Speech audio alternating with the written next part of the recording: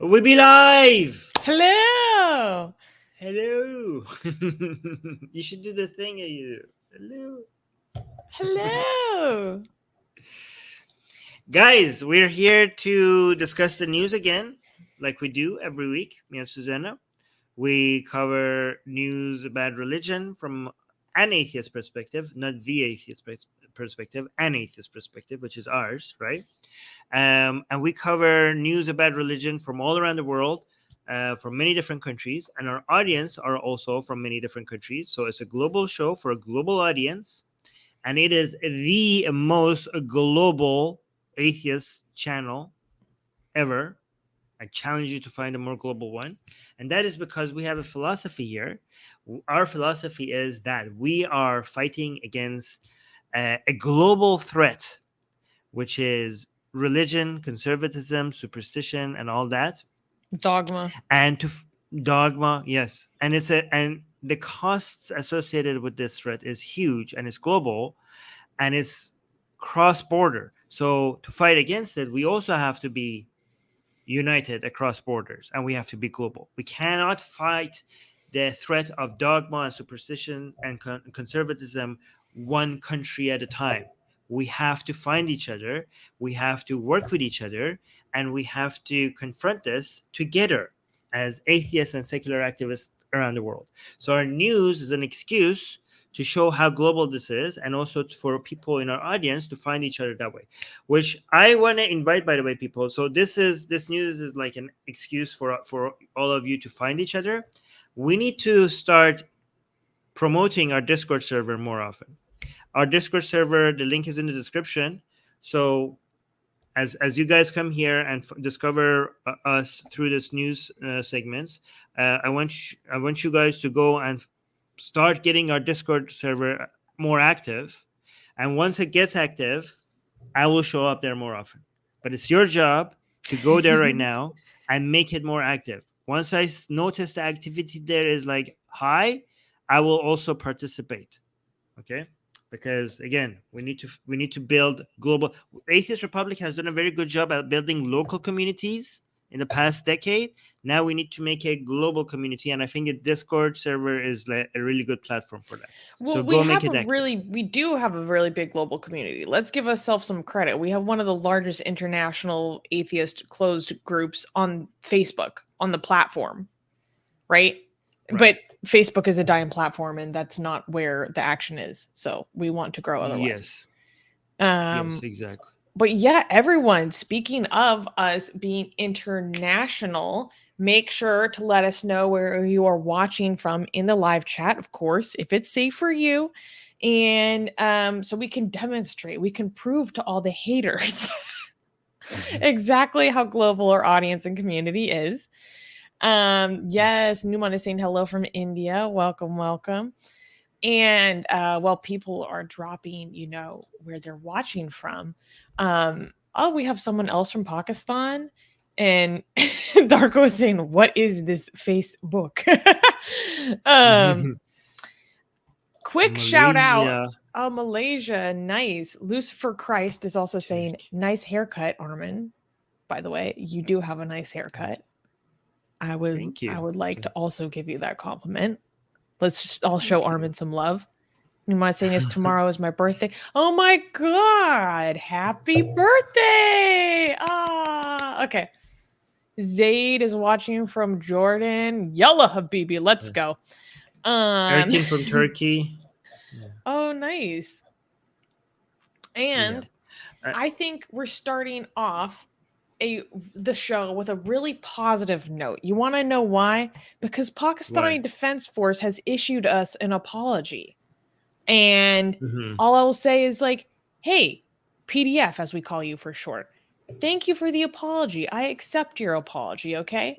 I think what I love the most about our community is that we encourage growth, okay? So you're willing to show us growth, and that's awesome. We encourage that here.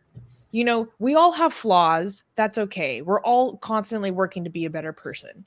But what matters to me is people's willingness to repair. Like, for example, Armin has the shortest patience, the most impatient person I have ever met. I have been bet. I No, have. I didn't finish because I was going to give you praise. Okay, let me finish. Okay. But one, he has improved so much in the past 3 years. It's crazy. 2, whenever he is impatient, he catches himself very fast and is like, you know what, Susanna, I apologize to you. And so what should matter more to me? Should it matter more that Armin is impatient, which is something he can't really help, but also he's improved on? Or should I consider the fact that he catches himself and apologizes very quickly when he has a moment like that? That's what matters more to me, is that repair. And so I like to encourage that in other people. Sometimes Armin is like, hey, Susanna, the way you just talked to me was not okay. Don't talk to me like that. And I'm like, you know what? You're right. To me, that's healthy. Very good. That's nice. I do want to mention to Pakistani Defense Force, or PDF, that I don't this comment, I think, misses the point. He says, I'm not going to defend Pakistan anymore. But here's the thing, PDF. Acknowledging the country's mistakes is defending the country. We are not anti-Pakistan. Okay? We are pro-Pakistan. We want to defend Pakistan. We want to defend India. We want to defend Iran. Like, pointing to the shortcomings of a country is actually defending it. Trying to pretend that a country doesn't have those problems is actually against that country. If you want to improve a country, like, the best way to defend the country is to acknowledge the problems that it's having and not to pretend that they don't exist. Acceptance is the first step that you take into trying to solve the issue. So yeah, we're not This is such a funny comment. Abi Janu is saying this stream is just a Pakistani Defense Force character development story. This is what I actually come here for.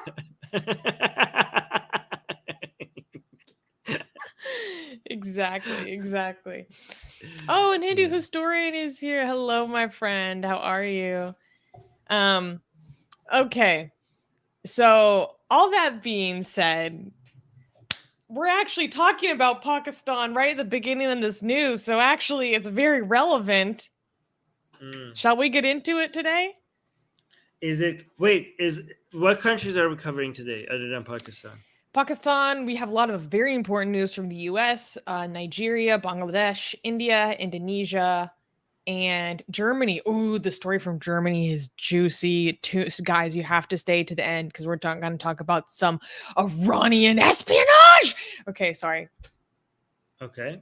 And is it don't be sorry. That was why are you sorry? That's fun. I love Sometimes that I go a little off the deep end. No, that's good. Keep that energy. And what is it? Sad today mostly? Is it tragic? Is it happy? We got some rough stories today. I'm not gonna lie, but it's a pretty even mix. Okay. This first one is clappable. Yeah. Okay. First news.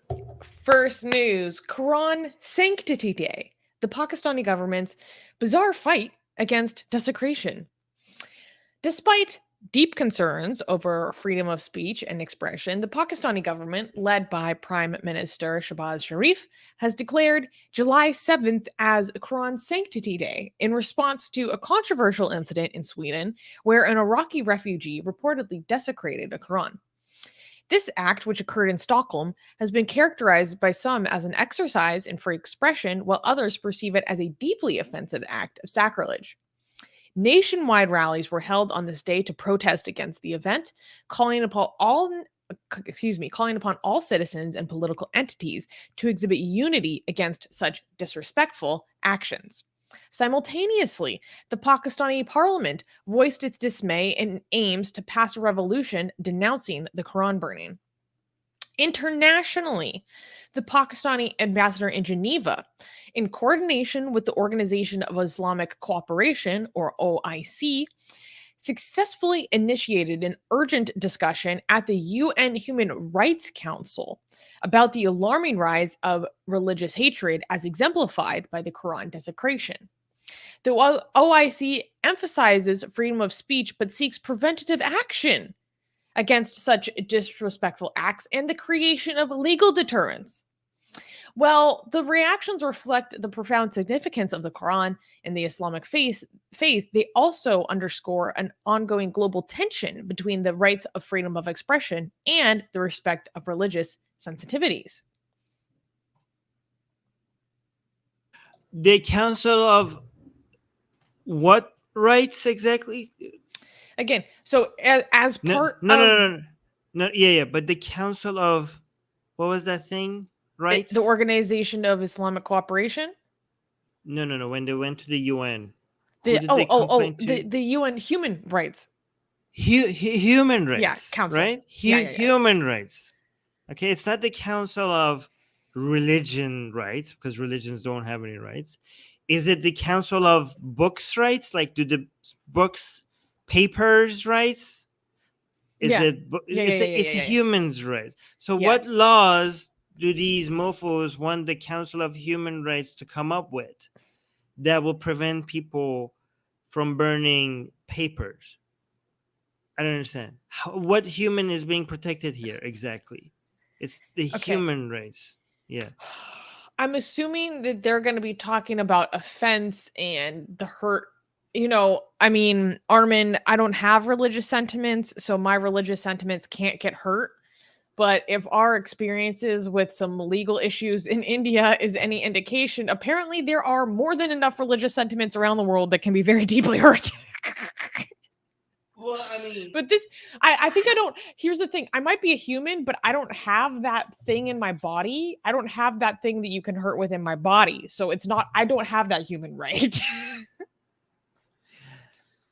I mean, if we're talking about people getting emotionally hurt by certain actions, have you read this book?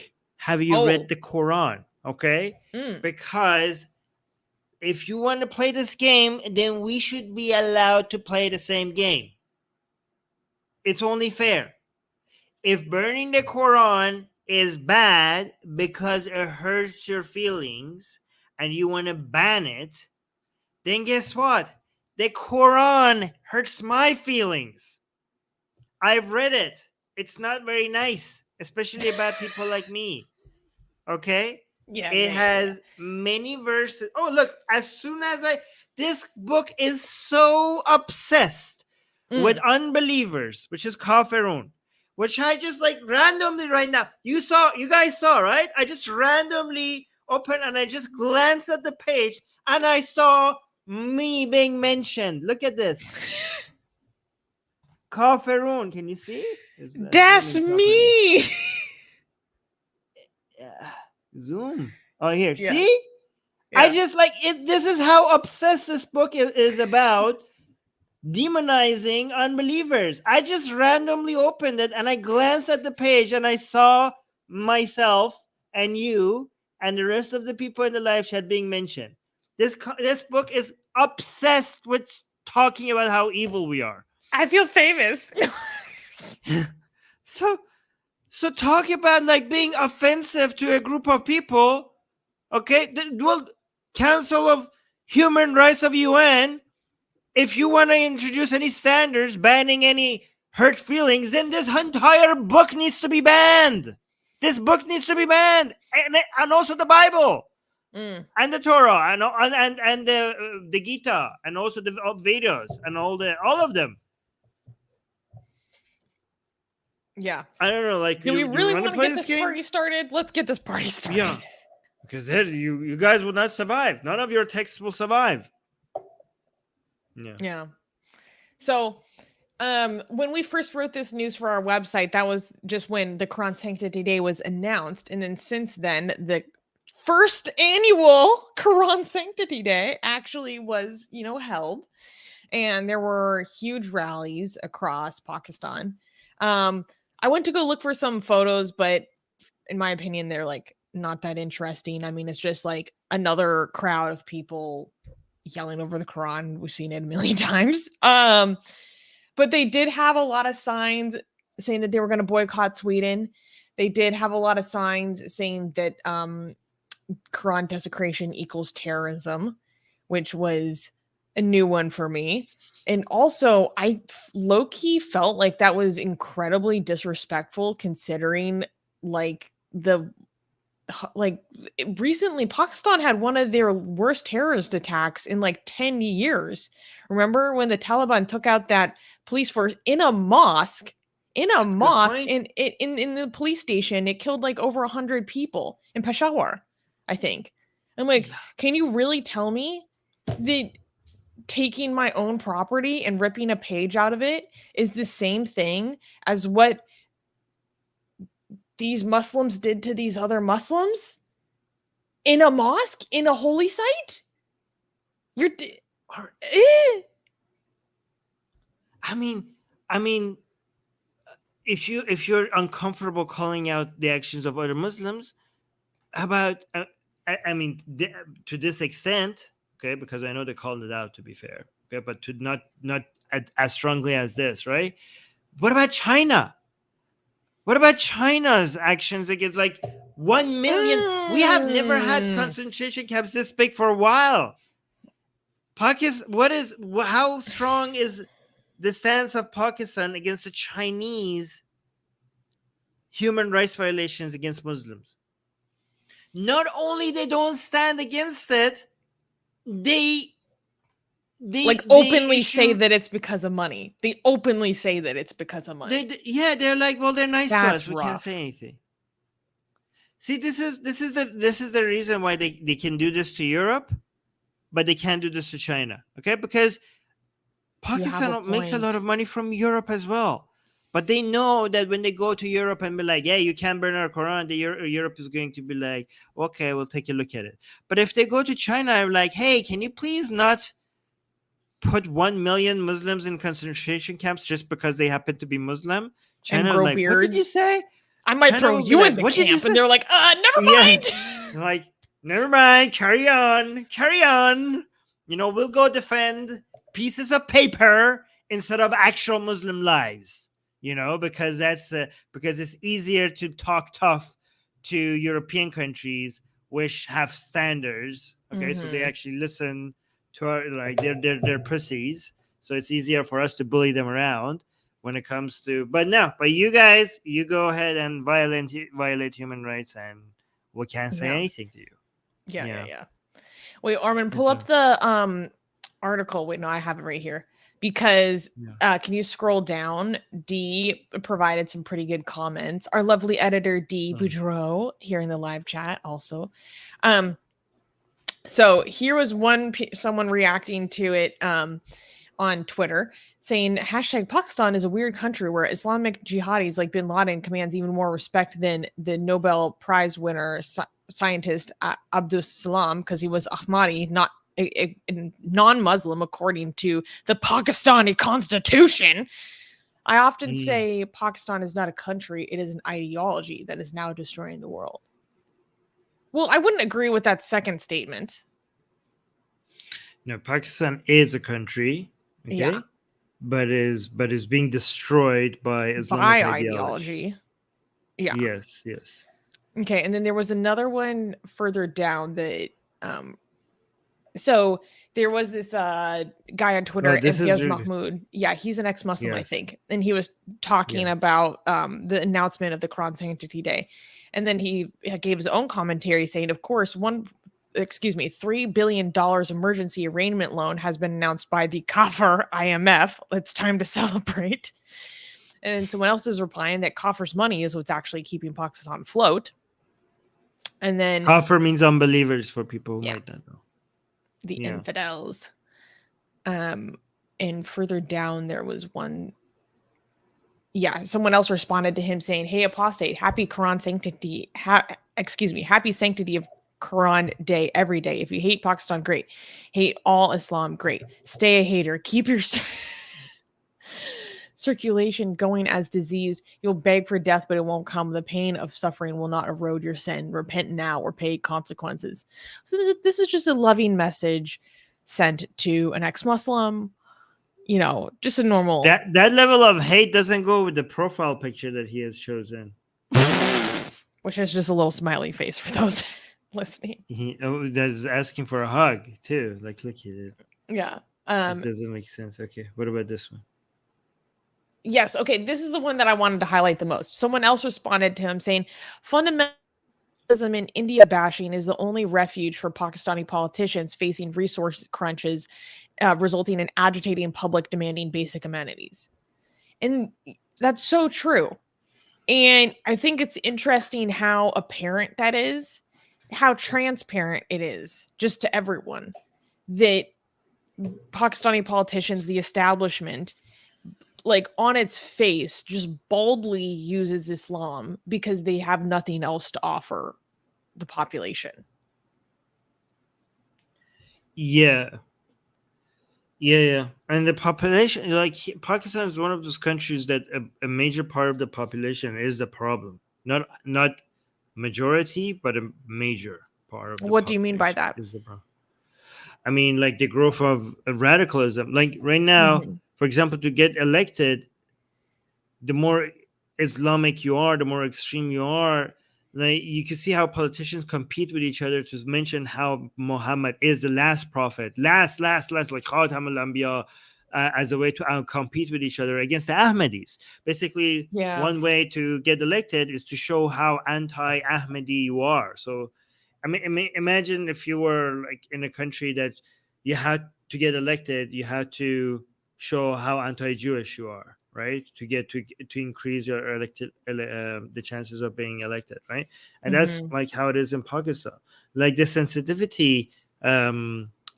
So in some countries, the sensitivities that people have comes from above, and it's like trickles down under. But in some countries, it's the other way around. Like the politicians are behind some of these radicals, and they are being Oh yeah. pressured to be more radical by the people. It's not the government doing this to the people. It's the people doing this to the government. And when that is the problem, the solution is much more difficult. Okay, because Yeah. if it's not the people and the government, then hey, if you get rid of the government, things will be better, Like in right? Iran. But That's the situation in y- Iran. you're right. Yeah, I didn't want to say that because it seems like I'm saying like, hey, look at superiority or something like that. Oh, But that's not what he means, uh, guys. no, but what I mean is like the future Yeah. is you have to fix the people. You have to actually educate the people. This is why Afghanistan is like welcomes Taliban in many areas. You know, Mhm. like you cannot get rid of the Taliban and think like, okay, let's introduce a new government to Afghanistan and make it better. It's not going to work like that because people want the Taliban. Many people want the Taliban. And in Pakistan is becoming increasingly more like that. Radicalism is growing. So when you have religion and you have poverty mixed together, it's just like the best way to grow radicalism. Yeah. It's hard. And Yeah, that's and what Pakistan is Abijano heading. is Yeah, saying. He's like, of effing course, the population is going to stick with their ideological principles because they are so materially dispossessed. It's kind of just a exactly. sociological phenomenon. Exactly. And we talk about this all the time because it's important to keep this in mind so that we do not demonize people who are in these situations and also think that they are so dissimilar from us. Because if we were in No, a sociological experience like this, the likelihood that we would also be like this is very high. right. And that also means that there's a possibility for people and populations to change. And so I don't want anyone to think that these attitudes are inherent to any of these individuals. Yeah, I mean, like for example, even a lot of people think it's Islam that is naturally more violent than Christianity.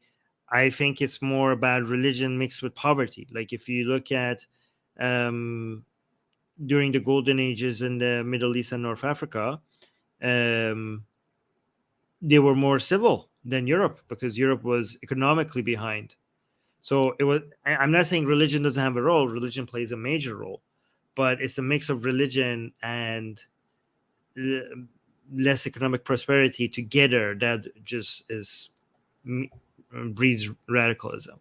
And Pakistan is getting all of that combined, right? It has the worst version of Islamic ideology mixed with now growing um, economic, you know, uh, poverty and no, and there's no end in sight. Like if you look at what Pakistan's future is looking right now, it's only going to get worse. It seems like it's only going to get worse, and I just don't know. And this is why Pakistan. A lot of people are worried that Pakistan is going to become a failed state.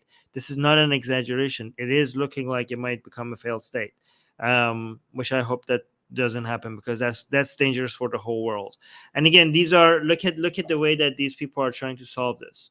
The fact that the politicians are focusing on this, it shows that the demand in the people is huge. Like the people want this. The people want their politicians in Pakistan to go out and defend Islam in right now in a country. It's how they feel strong. It's how they feel strong despite everything. It's like we have all this going on. Like a third of our country was underwater like less than 2 years ago. But if we can beat our chests and make people apologize for stuff like this, then we can feel like we're still strong. Right, exactly. You have some comments highlighted. Do you want to read those? Yeah. Well, first of all, most important comment, Alrez is saying Armin is super handsome. Thank you. So we just need to... And Watcher, who is watching us from Sweden, is actually giving us some updates on how things are going down in Sweden, okay? Because we had that Quran burning incident. And I love these reports. We have on the street reports. Watcher is saying there were 3,000 to 4,000 people who demonstrated against the burnings in central Stockholm just today. Damn. And he also said that we've had one guy who filed a request to burn the Quran again recently, and another person who wanted to burn the Old Testament outside the Israeli embassy. Well, to be consistent, I hope they're allowed to do those things. Yes, they should be allowed to do those things. And also Darko is using our emojis, which unfortunately do not show up on StreamYard. But guys, this is a reminder that if you become an Atheist Republic member here on YouTube by hitting the join button that should be like below the video somewhere over here, you get access to our exclusive Atheist Republic emojis, which include emojis of me, Susie, licking the Quran. So maybe you do not want to blaspheme the Quran yourself. That's fine. Take it upon yourself to just use an emoji of me doing it for you. You're welcome. It's a cute one. I wish you could see it here on stream, because it's a really cute one. Yeah. It's Susanna licking the Quran. And Erkin from Turkey, thank you, Erkin, gave us a super chat saying, when we're talking about these books and then having human rights, quote unquote, he's saying, hey, the thing is, those books are, quote unquote, privileged by their point of view. Exactly. Yeah.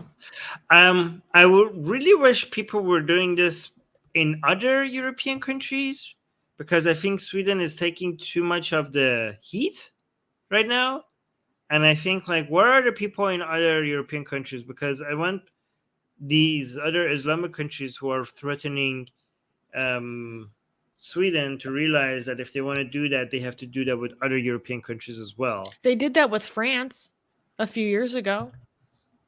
France came out like hard, and then there was a huge backlash against it. We see this happen with other countries. It's just with the NATO situation that Sweden is taking such a hit.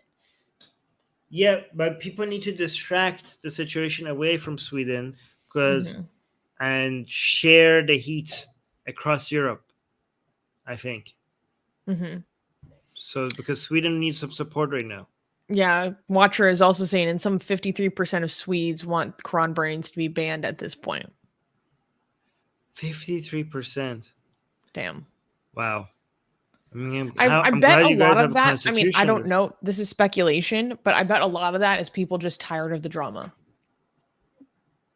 Yeah, but you don't throw away your rights because you're tired of the drama.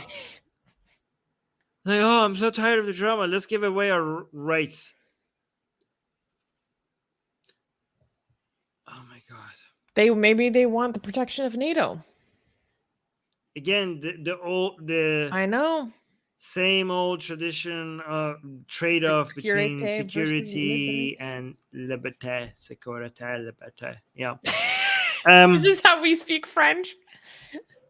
Let me just tell you something. It's not about the Quran. when it comes to Turkey. Okay, so even it's about planes that Turkey wants from the U.S. Ever since what are there? Is there something F-35s? I think, guys, can you let me know if they're I get them all F-35s? confused. It's F-35, isn't it? But there were some missiles that Turkey bought from Russia, and it pissed off the U.S. And the U.S. was like, "Well, guess what? We're not going to sell you F-35s anymore." No, it's not F-16. What F? No, it's not F-16. It's F-35s. Oh, they want F-16 planes from the U.S. Really? This is all about F. Okay, fine. Okay, fine. F-16, but I don't know which one. F-16s, and Turkey was really needs those, really wants those planes. So this is a play that, this is a game Erdogan is playing, that is trying to not allow Sweden in, to pressure the U.S. to giving Turkey those F-16s. And it is I'm right. It is F-16s. It? No, people are saying it was F-35. Reuters is saying Somebody that check it's F-16. F-16? Okay, you're right. U.S. Congress says that F-16 sale to Turkey depends on NATO approval, specifically saying that they cannot give these to Ankara until they ratify the memberships of Sweden and Finland. So they're both playing chicken right now. They're like, well, I want this and I won't do it until you give it to me. And the other person's saying, well, I'm not going to give it to you until you give me this. Yeah. So the whole Quran burning thing is being used as as a excuse. They were like, oh, you guys are burning the Quran. Maybe you shouldn't be joining NATO. But the actual disagreement. I mean, do you guys really think Turkey is going to play its veto leverage over the Quran? Like, do you really think the geopolitics is governments don't actually care about this stuff in real life. Right. They care about their military industrial complex. Come on, guys. They just care about their defense spending. Exactly.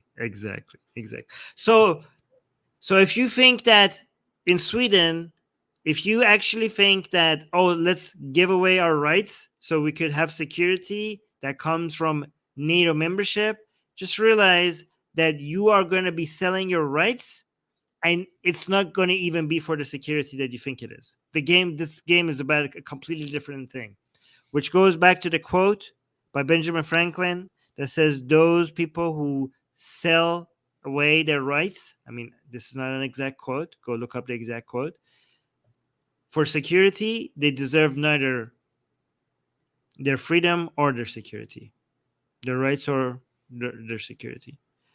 So be careful, Sweden. People have made that trade-off throughout history, and they ended up regretting it. The reason why you are a more advanced country is because you have these liberties. The reason why you could afford security, the reason why you are a country that you can afford paying for this security is because you're an advanced country. And the reason why you're an advanced country is because certain values and certain principles and certain rights and certain freedoms that you have. So in the long term, if you give away these rights, you will also give away your security. Don't do it. I have to highlight this. This made me laugh. Cairo What is saying it was F lawful. Okay.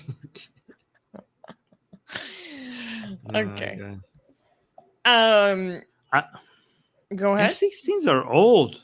I didn't know. I thought it was about something more significant, like F-35s. I don't know.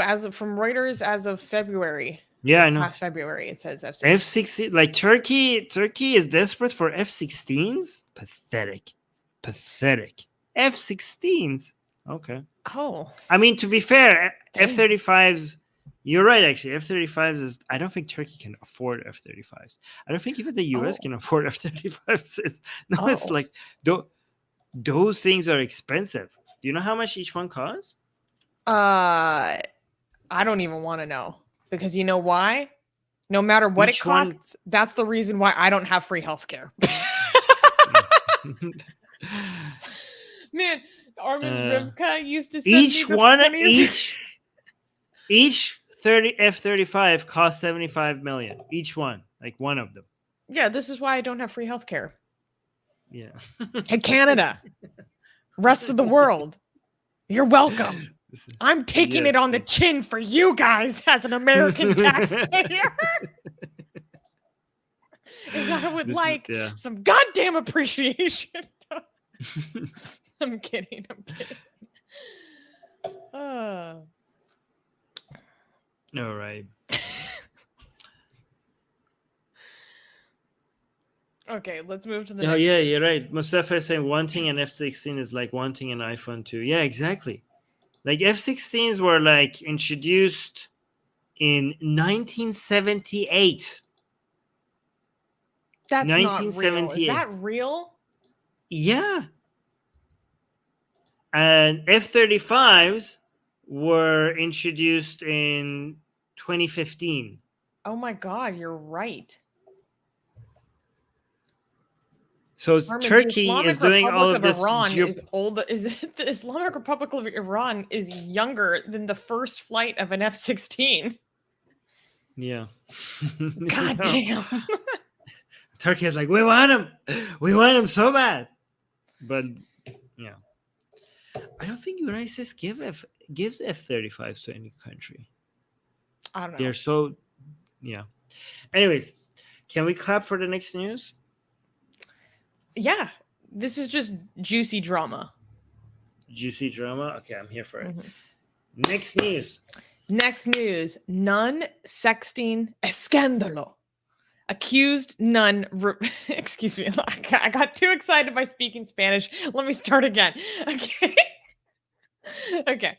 Next news. Nun sexting scandal. Accused priest refuses to cooperate. An unfolding scandal involving an American priest, Father Philip Johnson, and Reverend Mother Superior Teresa Agnes Gerlach, due to allegations of an illicit sexting relationship. Well, Johnson, suspended and not cooperating with church investigation, remains tight-lipped about the situation. Gerlach has openly acknowledged their relationship. However, she insists that she upheld her chastity vow, despite revealing that their communications grew increasingly intimate over time. During a court hearing, she candidly admitted, quote, he and I were writing to each other often, and we just got very close, and that's when it happened. She further revealed that on 2 occasions via video chat, they committed unspecified sexual sin. Gerlach, who met Johnson in 2020 when he visited her monastery in Texas, is now suing the church for $1 million for alleged defamation and illegal confiscation of her property, mainly her cell phone and electronic devices, while concurrently battling serious health issues. Father Johnson's priestly faculties, meanwhile, have been restricted as his status remains under scrutiny, a stark contrast to his previously inspiring journey to priesthood following a miraculous recovery from a brain tumor in 2008. Okay, so let me give some background. First of all, we have this priest. He, I believe, is in like his mid to late 30s. And he became a priest because he survived. He miraculously recovered from a deadly brain tumor. And then after he survived his brain tumor, he committed himself to the priesthood, right? He was traveling and he met Mother Superior Teresa down in Texas. Now, Mother Superior Teresa, she is about 43 years old and she is restricted to a wheelchair. And she also has to use a feeding tube. And she has some pretty serious health issues. And they met. And I believe they only met once. But they got each other's contact information. And they started communicating. And apparently, this involved some sort of impropriety, shall we say, of some kind. Some unspecified sexual sin. And I'm sorry. I'm so stupid. And so I don't know. Somehow this got exposed. Somehow this came out of the woodwork and their superiors started to get involved and started to call them out. And so there was a situation where this Mother Superior Teresa, is a recording that came forward in court, a 40-minute long recording where she is talking to a bishop that is above her in rank. And she admits in this recording once or twice to breaking her vow of chastity. And so she has been relieved of her duties. She has been removed from her offices because they say that she has broken these vows, committed these sins. And she is saying in her defense, because somehow this turned into like a civil case, and there's like rulings going back and forth in the court right now about whether this will remain just an internal church matter or whether this actually needs to go to like public civil court. She is saying that she only admitted to those things in her recordings because she had some very serious seizures previously. And that because of these seizures, she was not in her right mind when she was speaking to her superior who recorded her on tape making these admissions. And then the superior is coming back and saying, if you're saying that you had these lapses in judgment because your health, not because of your own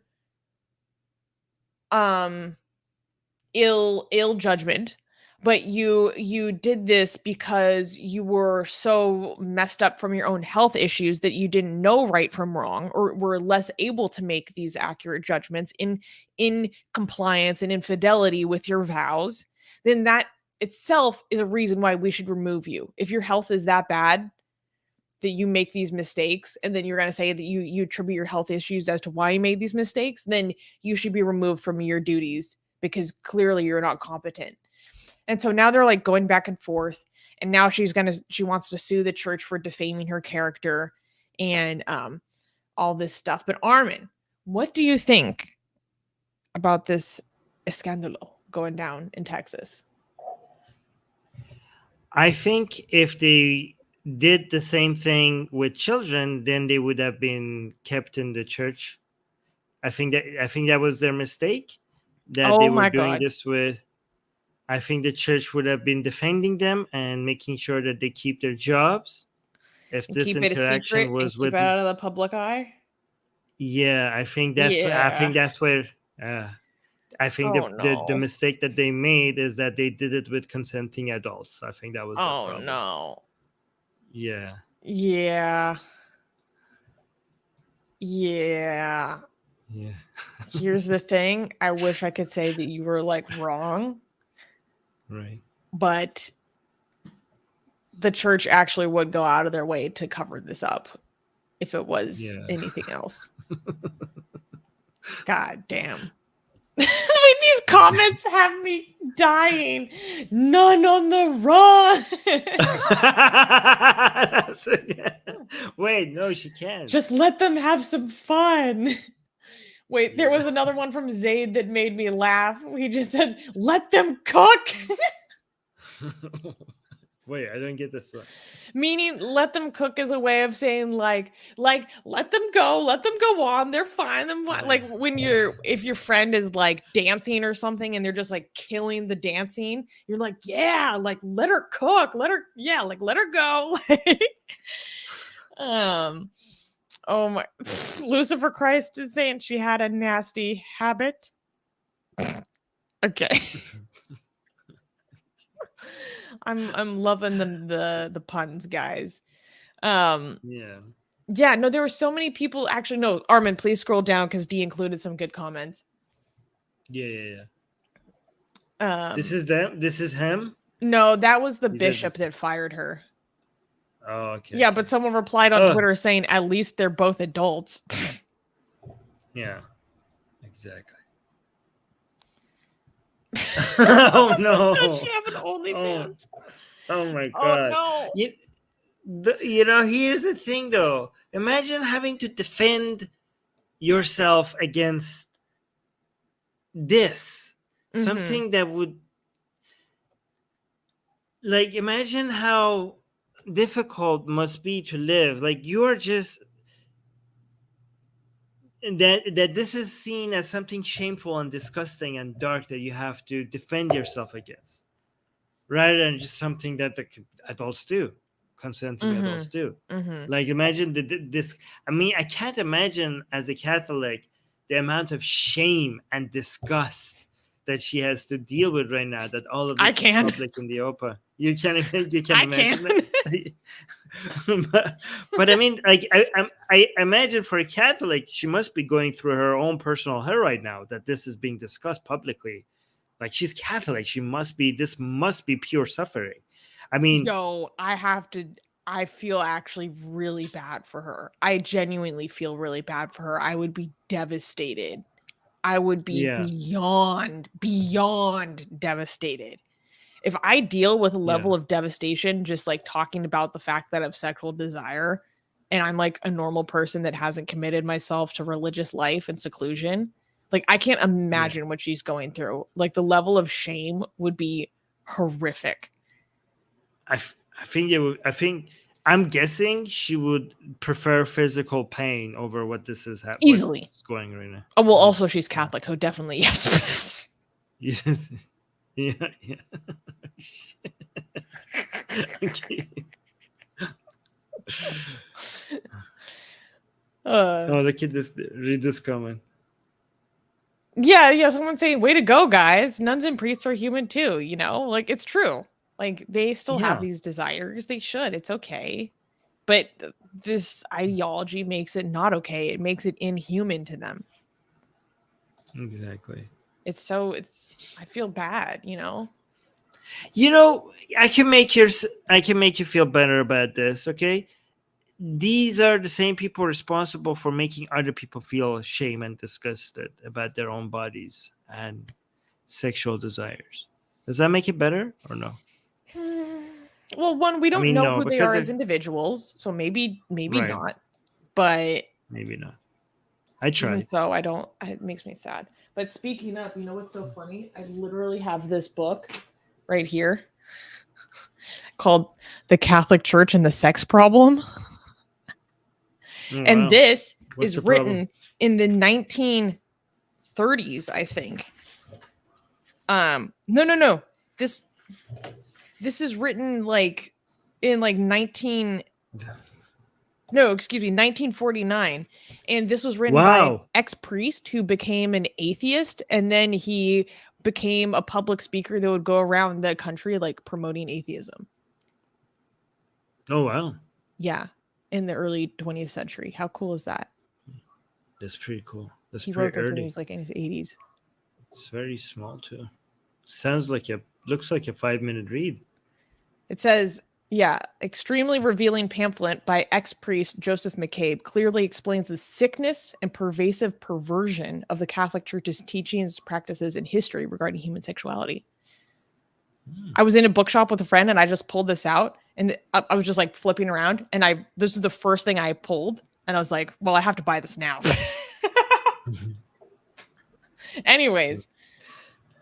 We got a super chat. Do you want to read this one? Ooh, lovely. Watcher, thank you for the super chat saying, what happened to Armin's debate arc, by the way? What debate arc? Well, a few years ago, you used to do more debates, like about a year and a half ago. Oh, yes. Should I do more of that? Let me know. Leave a comment. Do you enjoy debates? I feel like they're now repetitive. Like I mean, if I talk to a Muslim, for example, actually, never mind. I am doing more debates on the atheist experience. Oh, technically, yeah. Yeah, so there you go. I will do my debates there. So there you go. I think you should not debate religion because you've been doing that for like what, over 15 years. I think you should debate liberalism and modernity. Yeah, I think that would be actually intellectually stimulating for you because I know you. Yeah. So yeah, I will look into that. What show? Yeah, but I am doing debates on the Persian channel still. So there's that. A lot of them. So just learn Farsi, guys. Just learn Farsi. Loki, I'm Adam warning just Farsi to watch Armin's Persian content. Adam got a membership from Darko. Darko got 5 people memberships. 5 people. Yes. Oh, Thank you, nice. Darko. Watcher is recommending someone that you should debate. Watcher, can you send me information about that person on Discord, please? I want to know who that is. Anyways, let's go to the next news. And unfortunately, this is bad news. Oh, thank you. Oh, okay. I was just asking and thanking PDF. Okay, so no clapping. No. I'm gonna put myself down and be right back. Okay. So next news. Next news. Stoned to death for blasphemy. Nigeria's rising intolerance. Rising religious intolerance in northwestern Nigeria has accumulated in the brutal stoning to death of a man named Usman Buddha accused of blasphemy, igniting outcry from human rights groups concerned about escalating threats to religious freedom. Ahmad Rufahi, a public spokesperson, police spokesperson, recounted the grim event, explaining that Buddha was attacked during an argument with a fellow trader, in which he allegedly assaulted the Prophet Muhammad and was left unconscious by a mob before dying at a local hospital. Videos showing the shocking event involving children openly participating in the attack were circulated on social media.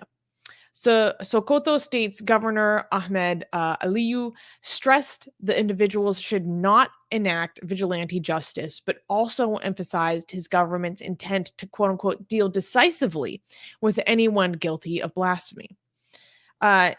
Isa Sanusi, acting director of Amnesty International Nigeria, expressed a deep concern over the lack of effective government intervention, stating, "This is very dangerous, and it shows the Nigerian authorities are deliberately not willing to do the right thing to fix this dangerous situation."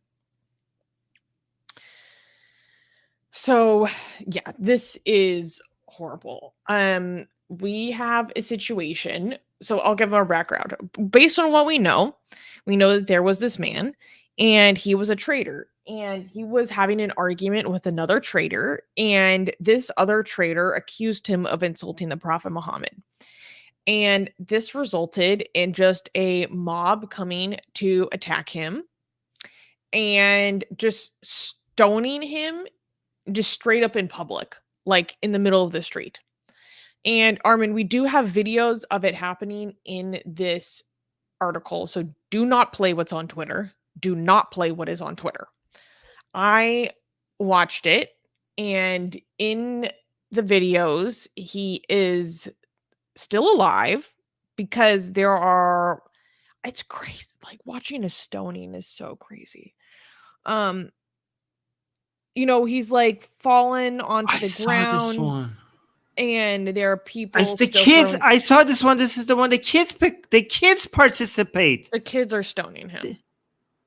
There's a random kid that is walking by and they sees everyone stoning, and the kid picks up a stone and throws at him as well. Like, what the hell? Yeah. So, yeah. It's really brutal. And then at the end of the video, he's like struggling to stand up. He like falls down, he gets back up. And then right before the video cuts off, there's someone that takes like, all you see is someone with a giant piece of wood come up from him behind and like start to swing down upon his head. And then the video cuts. So he was attacked by this mob, and then they just left him for dead. Eventually he was taken to hospital, and then he died in this hospital. And people are saying that as much as the government says that they're going to do something about it, they're probably not going to do anything about it. Because last year we covered the story of a Christian woman named Deborah Samuel, and Deborah Samuels was lynched on her college campus and burned to death by her fellow college students for alleged blasphemy. That happened last year, and there have been like no consequences for that event. And I believe it happened in a close by area as well. I could be wrong, but I believe it happened in the same area, near Sokoto. And it's, I mean, I don't have to tell anyone. This is obviously extremely distressing. This is mob justice. This is vigilante justice. This is just brutality, right? Should just be stoned in the middle of this street, just in public, by everyone in your own community. It's horrific. And firstly, I would just like to reiterate, as always, the words and offense or ripping a piece of paper, are they ever worth this pain, misery, and suffering and death? Are they really ever worth that? And also, if we live in communities and countries where we have the privilege to express our disagreement towards these ideologies with safety, I think we have a duty to do so, because there are other people that live in communities that can't, under pain of death, right? Or there are people who still issue their criticisms in the face of threats of death. And oh my gosh, I mean, it's just, well, there was a prominent Nigerian cleric that had a reaction that I would like to give his reaction and then have Armin respond to it. But before I do that, Armin, do you want to respond to anything that I've said so far?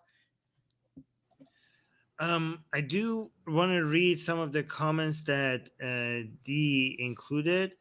I also want to remind people that Nigeria has so much potential, and the main problem right now in Nigeria and this might come off as biased because we are saying this on an atheist channel, but what I'm telling you is something that you hear on a lot of analysis on Nigeria that is not atheism and religion focused. So, and from those sources, what I'm hearing is that this level of instability, okay, this and lack of ability to rein in on this level of radicalism is what's holding back Nigeria. Nigeria is the main country in Africa. It has a lot of potential. It has a lot of people that are entrepreneurs and eager for growth. And it has a lot of talent. It has a lot of educated people. And it has a major population that is going to go, I think, from the 7th in the world to the 4th in the world in the near future. And it has a young population, and it has all the elements that it needs to lift not just Nigeria economically up, but the entirety of Africa. And all of that is being held back because of religious radicalism. So when we tell you guys that among all activism, atheist and secular activism needs to be taken more seriously on a global scale, it's not just because we're like haters of religion. It's genuinely ruining people's lives in more ways than just stoning people.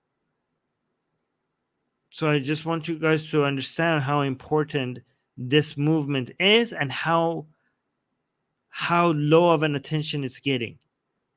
The atheist activism world is how it's not getting the attention that it deserves, given how far how damaging the effects of religion are on people's lives right now.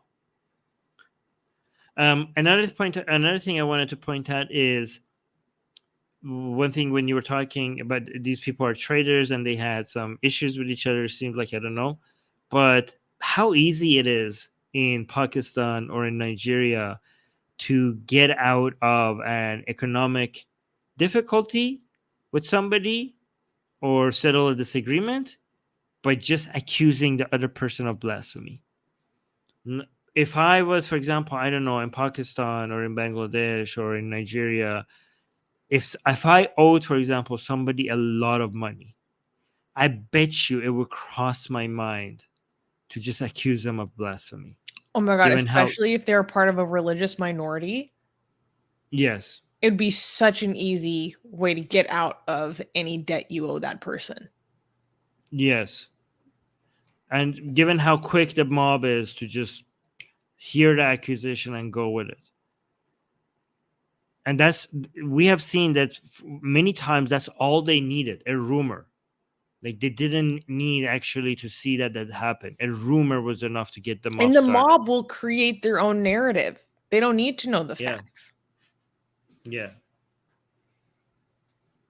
Yeah. I would love, so there was a prominent Nigerian cleric who was speaking on television and had some comments about this. And Armin, I would love to get your reaction to his statements. So I'll just read some of them off. Abdul Ghani said, they are misunderstanding Islam. They are engaging in what we call jungle justice, which is not known to Islam. And then I'll skip forward a bit. It is not, again, he said, quote, and it is not enough to say because the person who said, I am not no longer a Muslim, the next thing you do is to call people around to come and kill him, stone, or come set him ablaze because he has renounced Islam. That is not it. What the Quran says is that even if you sit in a gathering where Allah or his prophet is being blasphemed, what you should do is leave. You should leave that community, not that you can go and kill that people. It basically, he literally says that it is not your place to say that if someone renounces Islam, that they shouldn't be killed. Well, technically what he's saying is true and false at the same time. Because if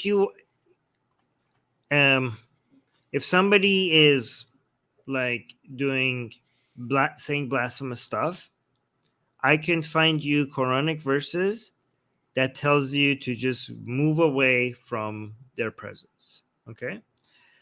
But I could also find you Quranic verses and a ton of hadiths that will tell you that nope, you have to destroy them. You have to annihilate these people, right? So that seems like a lot of people are like, well, okay, well then go with the nicer one because you have a version that says you just move away, and also enough. And again, this is scripture. Scripture is obviously from an atheistic from our perspective, at least from an atheist perspective, you could be like, well, of course these are contradictory because these are not divine. These are multiple texts that were created independently and then stitched together like a Frankenstein monster, right? And that's why you could see like different things in different places.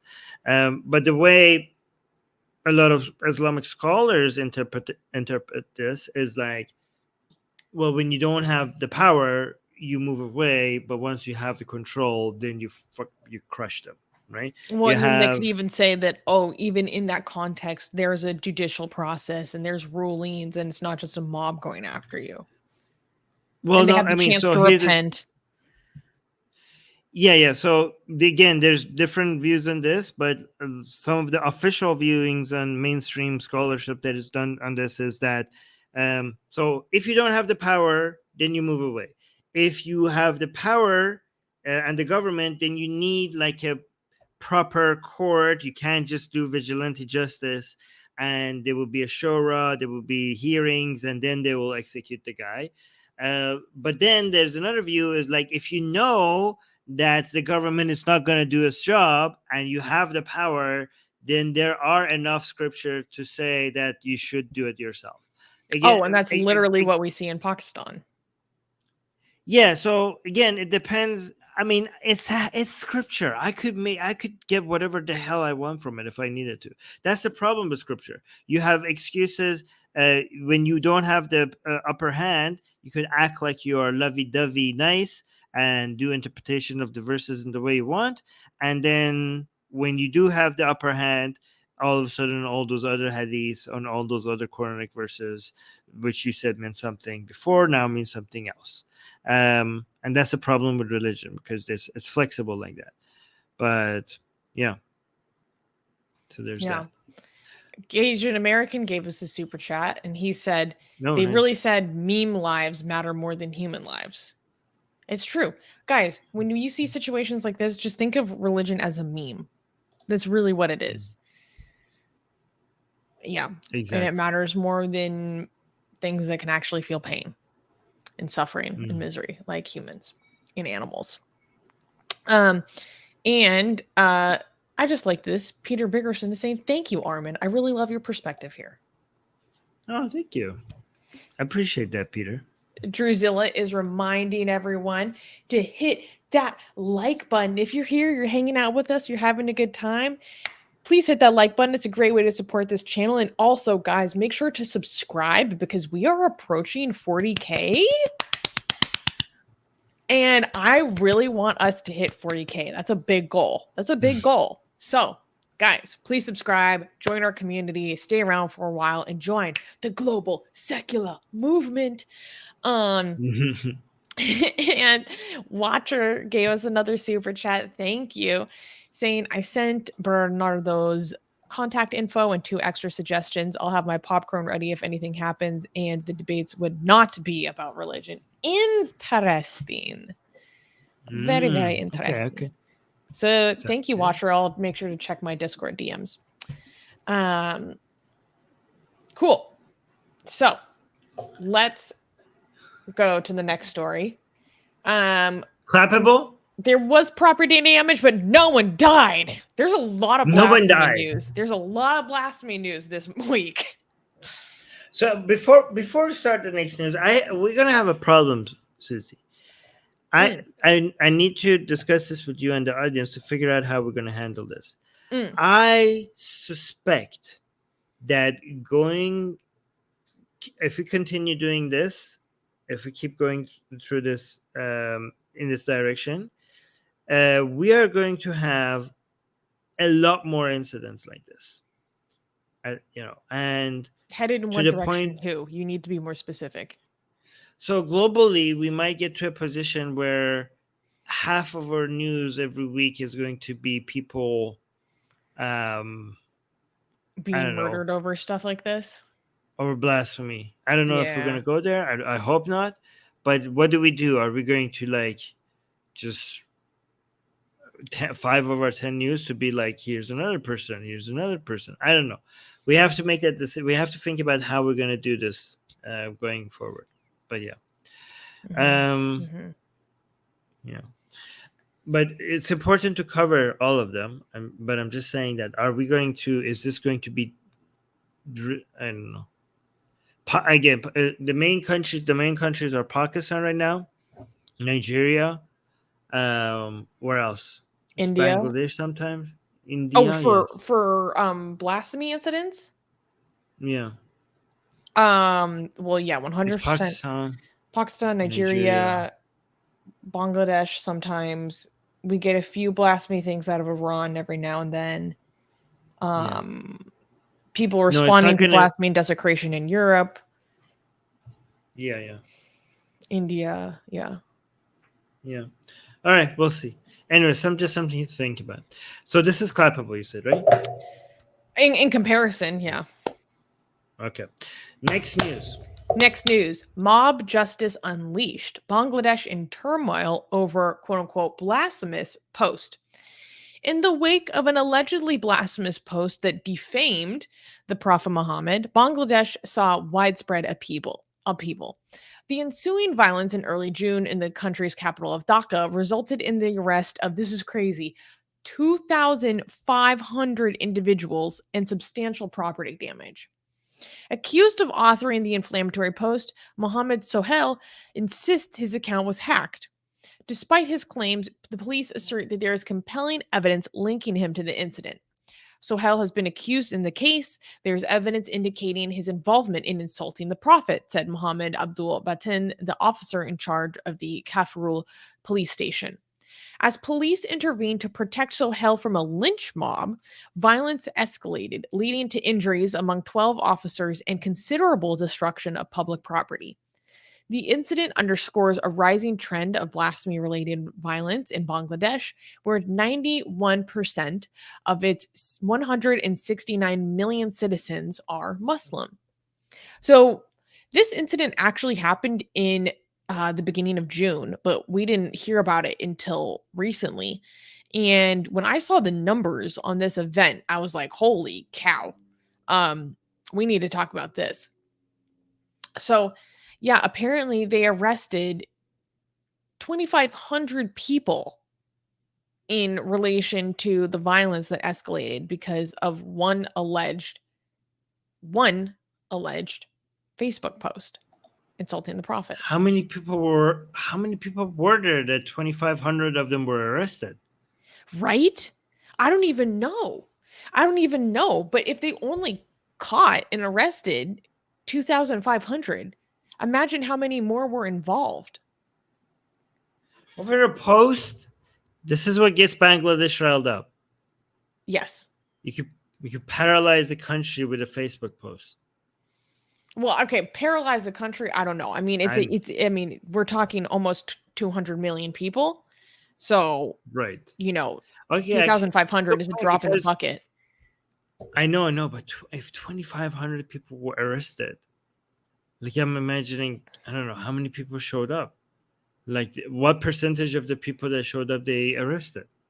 I mean, do they even have jails? Like, where do they keep 2,500? Like, if you all of a sudden have an extra 2,500 people that you arrested, how do you even process that? Like, how do you? Yeah. Because there's no way that they can detain all of them. They have to process you and let you go. There's no way they can actually keep all of you in jail. Oh my god, it's a nightmare over a post. And Dia's providing more context. She's saying this is all over the image of someone standing on the Quran. Allegedly, it was this guy. And of course, people deny it. The way that the blasphemy law works in Bangladesh is it's not technically a blasphemy law. It's a Digital Securities Act that is used to be extremely censorial and go after not only people who blaspheme, but also sometimes critics of the government. But yeah, it's a huge problem in Bangladesh. And oftentimes, so when Dee gave me more context, when she was doing the editing and some of the writing for the story, she was telling me about how another case that happened recently, which is that man that's in the thumbnail, and predictably, he's like a Hindu guy that was, accused of blasphemy and then had these cases brought against him and stuff. I mean, on the bright side, based on the reporting that I saw, like they didn't go burn down whole neighborhoods of like Hindus and Christians, which is like usually what happens,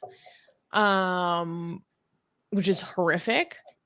It's just the mentality, Armin, I don't know, like the mentality of like, oh, someone from this community made a post that I don't like that allegedly defames the prophet. So I'm going to go set like a whole street of Hindu homes and shops on fire. It's so I don't as you do. As you do. I can't wrap my mind around it. And I feel like because I have no ability to understand that thinking, I have less of an ability to address that thinking process because I just fundamentally don't understand why someone would collectively punish people like that. But if I can't understand that mentality, how am I supposed to address it? I don't know. What do you think? I mean, we all have part of our mind that understands that collective mindset. If you tap into it, I think so. Like, if you ever have a sense of my people or you people, even if that's illogical to think about, I think if you ever thought about that, even got tempted to think like that about an entire group of people, I mean, we I all mean, have those feelings now and then, but I can't imagine taking it to the level of like, so now I'm going to go set the homes of other people from that group on fire. yeah, I That's what know, I but don't I'm get. just saying, yeah, I'm just saying the human brain is flawed in that way that thinks it's not about you're thinking about it as if how does this make rational sense, right? But Mhm. we are a tribal animal, and it's not supposed to make sense. It's supposed to feel a certain way. It's supposed Oh, to I mean, I know feel what that feels like, right? Like I've been in a right, mob, I've been in demonstrations, I've been in crowds, especially when I was in Antifa and seeing the right, way that stuff would pop off and like people would destroy property. Like I've witnessed Antifa people with my own eyes, like assaulting people in front of me, right? Like so, and I what that experience taught me was when I was in that crowd and in that situation, like I had a physical sensation. I had a physical reaction in my body to this crowd, this mob. Like it, I can only describe it as part of like my animal brain, like clicking on. It was this instinctual thing. And I mean, I'm really glad I grew out of that experience, obviously, but having that experience taught me a lot because, like, for example, when we saw so much upheaval in the United States in 2020 after the death of George Floyd, like, I had more of an understanding about how people in a crowd would get to a place where they're acting that way because I'd gotten a tiny taste of it myself. But still, like, the idea of that you just want to go harm other random people from another group and to that extent is just beyond me. I don't know.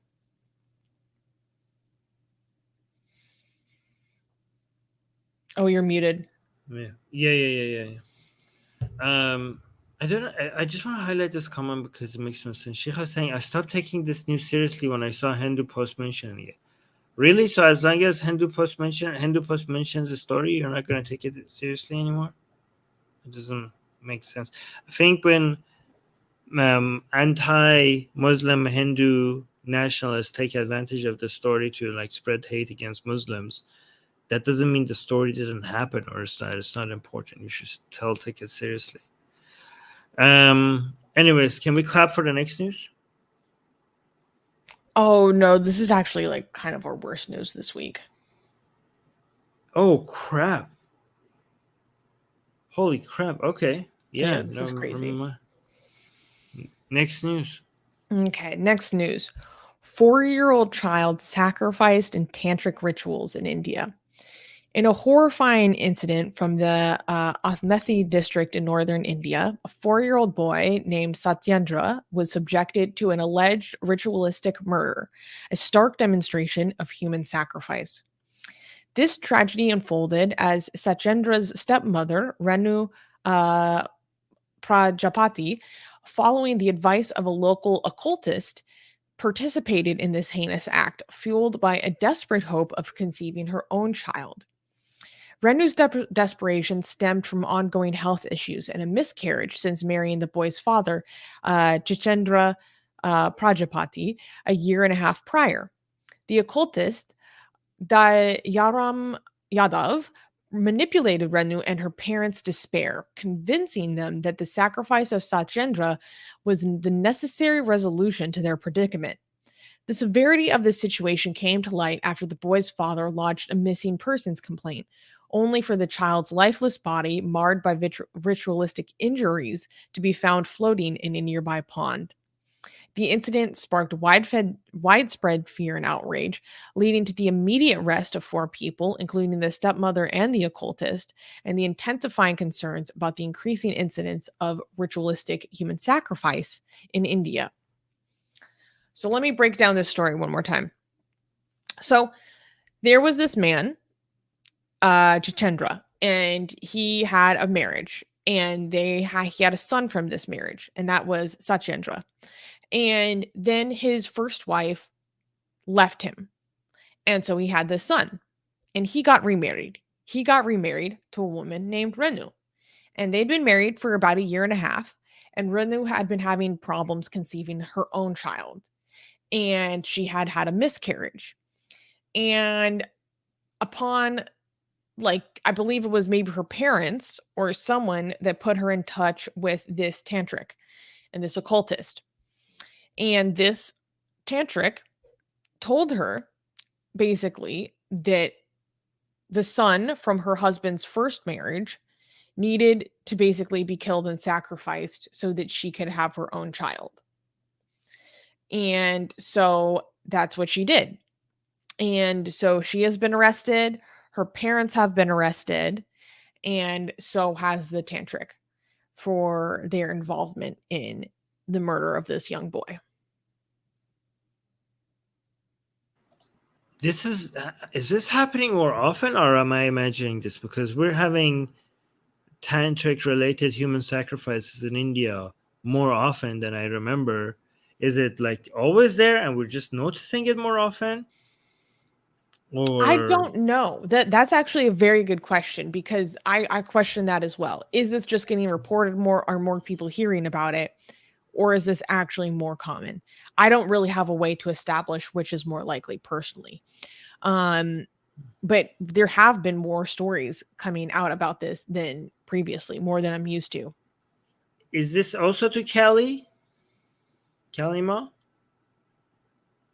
That's not clear. There wasn't anything in the reporting that I read. There wasn't anything that detailed like to which god or goddess that this was intended. But you're right. There have been ones that we have covered in the human sacrifices in the past that we've covered that were. I think every single one of them, so far, every single one of the human sacrifices that we've seen was for Hindu goddess Kalima. I wouldn't say every single one, but there have been more than a few. Yeah. No, every single one that we reported on, I think. That's what I'm saying. I don't think so. It's either, my recollection is telling me that it's either not specified or it's Kalima. Is there any ulterior motives, or is it just pure superstition? Is it just like... I mean, maybe it could be argued that she had her own... Oh boy, you're right. Kelly again. Yeah. Maybe it's a picture of Kalima. Yeah. Maybe it could be argued that she had jealousies and insecurities surrounding her lack of being able to have a child. And so this other child from the previous marriage was a reminder of that. And then this is kind of like maybe a psychological way to justify this action. And they were like looking for a way to get rid of this child, and then this just provided an excuse that was psychologically palatable enough to actually go forward with it. Maybe someone could argue that, but that's not what I have seen reported. Okay, do you want to address Kenny's question here?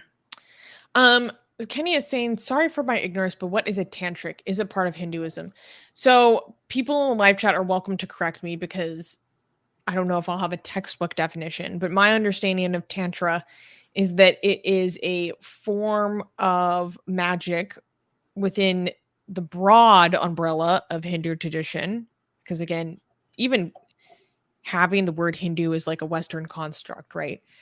These really are very distinct and separate practices that we just look at them and we say they're Hindu. Anyways, often they're kind of characterized as black magic, amongst different communities and cultures within the subcontinent. But then also Tantra is where we get like the sex stuff as well. Like the Kama Sutra is a form of Tantra, I believe. So usually they involve, yes. Yeah. Yeah. Oh, okay. Like there's tons of stuff about tantric sex. Like if you Google tantric sex, there's tons and tons of stuff. But no, I know tantric sex is a thing. I didn't know Kama Sutra was part of that. Yeah, well, let's actually Google what is the definition of tantra, so I can give you guys a more accurate. And I believe that they tend to tantra in general involves a lot of kundalini stuff, which has to do with your sacral chakra. So no, they're distinct. Chakra.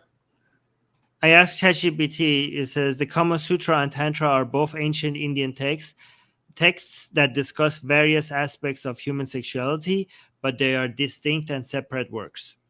Oh, So okay. I stand corrected. Fair enough. Yeah. Here's the thing, guys. A lot of us with an Abrahamic mindset are looking for clear lines on where some of these traditions start and another one begins. And these clear lines don't exist. In the same way that it didn't exist for Abrahamic religions either. Because right now it's for us it's clear, okay, this is Judaism, this is Christianity, this is Islam. It's pretty clear. It wasn't like that. Like Islam was a Christian cult that eventually Christianity was a became Jewish very, cult. and Christianity was a Jewish cult. And early on, it wasn't easy for you to be like, this is Christianity, this is Judaism. Like that wasn't the line wasn't quite as clear early on. In India, everything is like a mixed soup. So if you want to be like, is this Hinduism? I mean, you could argue yes, and you could argue no, but mostly yes, because when we say Hinduism, we're talking about a mix of things that comes out of India, right? So, and this is one of them. So, it doesn't. So, I mean, and it also has connections to a whole bunch of other traditions and um, practices that are clearly part of Hinduism. I mean, the fact that these sacrifices are to the goddess Kali. I mean, it's hard to argue that goddess Kali is not part of Hinduism. It is definitely part of Hinduism. The tantric tradition.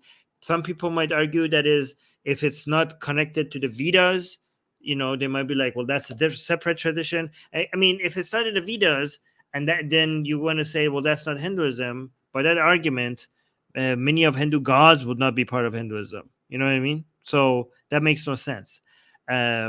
There are certain things that are so core part of all the traditions that come out of India that you could be like, okay, this is core Hinduism.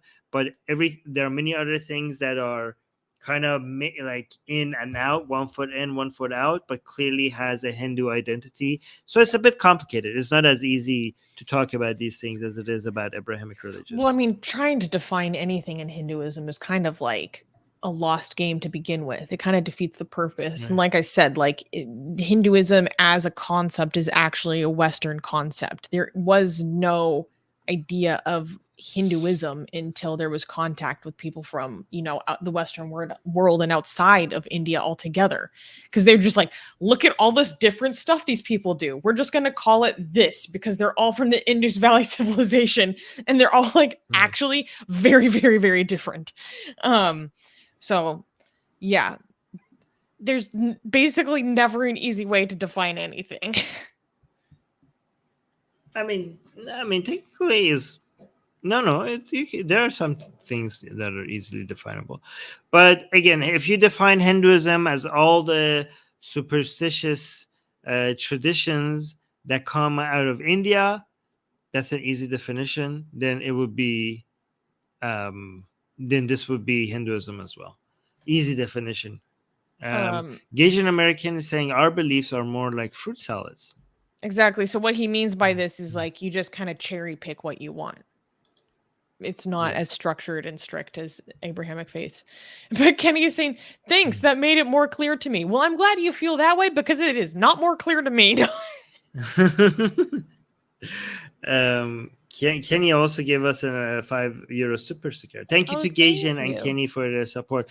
The way when I was studying Hinduism, the way that the professor explained this to us was, if you look at Abrahamic religions, if you think about it like a tree where there are some core, there's a root, and there's different branches that are coming out of it, right? Like Islam, and then Hinduism is more like a river, and each one of these streams are just like moving parallel to each other in the same direction, and they're just mixed with. It's hard for you to like separate a stream in the river from the rest of them. There's just like so one of them is like a tree, the other one is like a river. These are the water within a river are the different traditions and the different rituals within Hinduism. So that's how you can imagine it in your head. Does that help? Yeah. Yeah. Okay. I think so.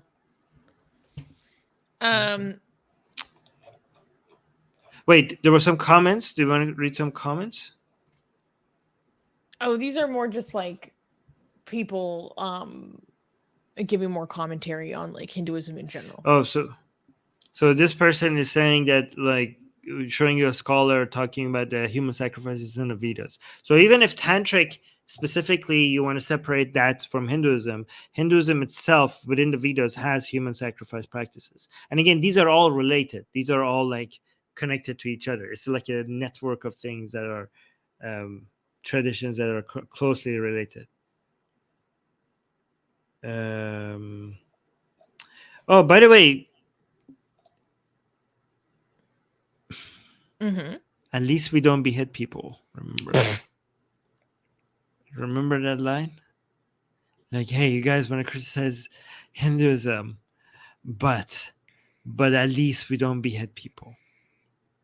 Well, that was that. People say that more in reaction to at least we don't behead people for the criticism. Blah blah blah. There actually are instances of that happening. So yeah. So okay. People know. If you know, you know what I mean. If you know, you know. People are saying classic. Yeah, I remember. Yikes. Oh, we got another super chat. Let's read that before we go to the next one. Oh, thank you. Indominus Rex saying human sacrifice is pretty much Kali or its variants, maybe some sects of Shivaism because of Agoris or worshippers of Shiva. That's true. I've never heard of Agoris actually doing the sacrifice of people, though. I've actually no. I think we did one. Never mind. I take it back. I remember one of the human sacrifice stories we talked about had Agoris in it. I know that they do be eating people, though. They do be eating people. Yes. Yikes. They do eat. And they That's eat a poop public as well. health concern. How come the gories don't have that many? I don't know. Actually, I shouldn't be talking. But they seem, they eat garbage. The gories, they eat garbage. They go around graveyards. They dig up dead people and they eat them. So they don't eat fresh dead people. They go eat dead people that have been, there for a while, and they eat like feces and other stuff as well. Yeah, these are part of the rich Hindu culture that we know and love here at this channel. But again, the thank you so mentality much. behind it is actually very interesting. It's all about ego death, right? It actually is pretty intriguing, the mentality, but goddamn. Yeah. This is a public health concern. Who was that guy that went with the Agoris Reza and ate Aslan. some brain? Reza Aslan got scared joined the by the Agoris. He ate human brain as part of bonding with the Agoris. And then he got too scared by them and literally ran away. And he ran away. God damn it. Oh my God. Religion, guys. It makes us do weird things. A rich human tradition. You gotta love it. You gotta love it. Yeah. Oh my God. From sacrificing 4-year-olds to eating human brain and feces. You can't get these behavior out of people without religion. Okay. Show me how you could get these kind of results from people without religion. It's difficult. You can't make it happen. Or sheer desperation. You got 3 options: hallucination, delusion. Number 2, sheer desperation of trying to survive. 3, religion and traditional practice. I can't think of anything else. Yeah. People are demanding happy news. Okay, there's a fourth explanation. Babu Janu, which is there are people that are super kinky. Okay, that is number 4. The only way that you could get there is let's not talk about that. The twists and turns of human sexuality, and man, does the depravity go deep. Okay, guys, I'm talking about I'm talking about getting high volumes of things. I'm pretty sure you could get these without religion as well, but I'm saying like not to this level. Show me to this level. right? I still think kink comes in at number 2. King comes at number 2. Okay, we're Yeah, not yeah, endorsing, yeah. guys. By the way, just to be clear for people, because we're pro kink here, but this is not what we're endorsing. Okay, like this is not at all. We have to be careful, Susie. People might get the wrong idea about what we're saying here. Okay, this is not at all something that we endorse, even though we're not. Why would anyone ever think that?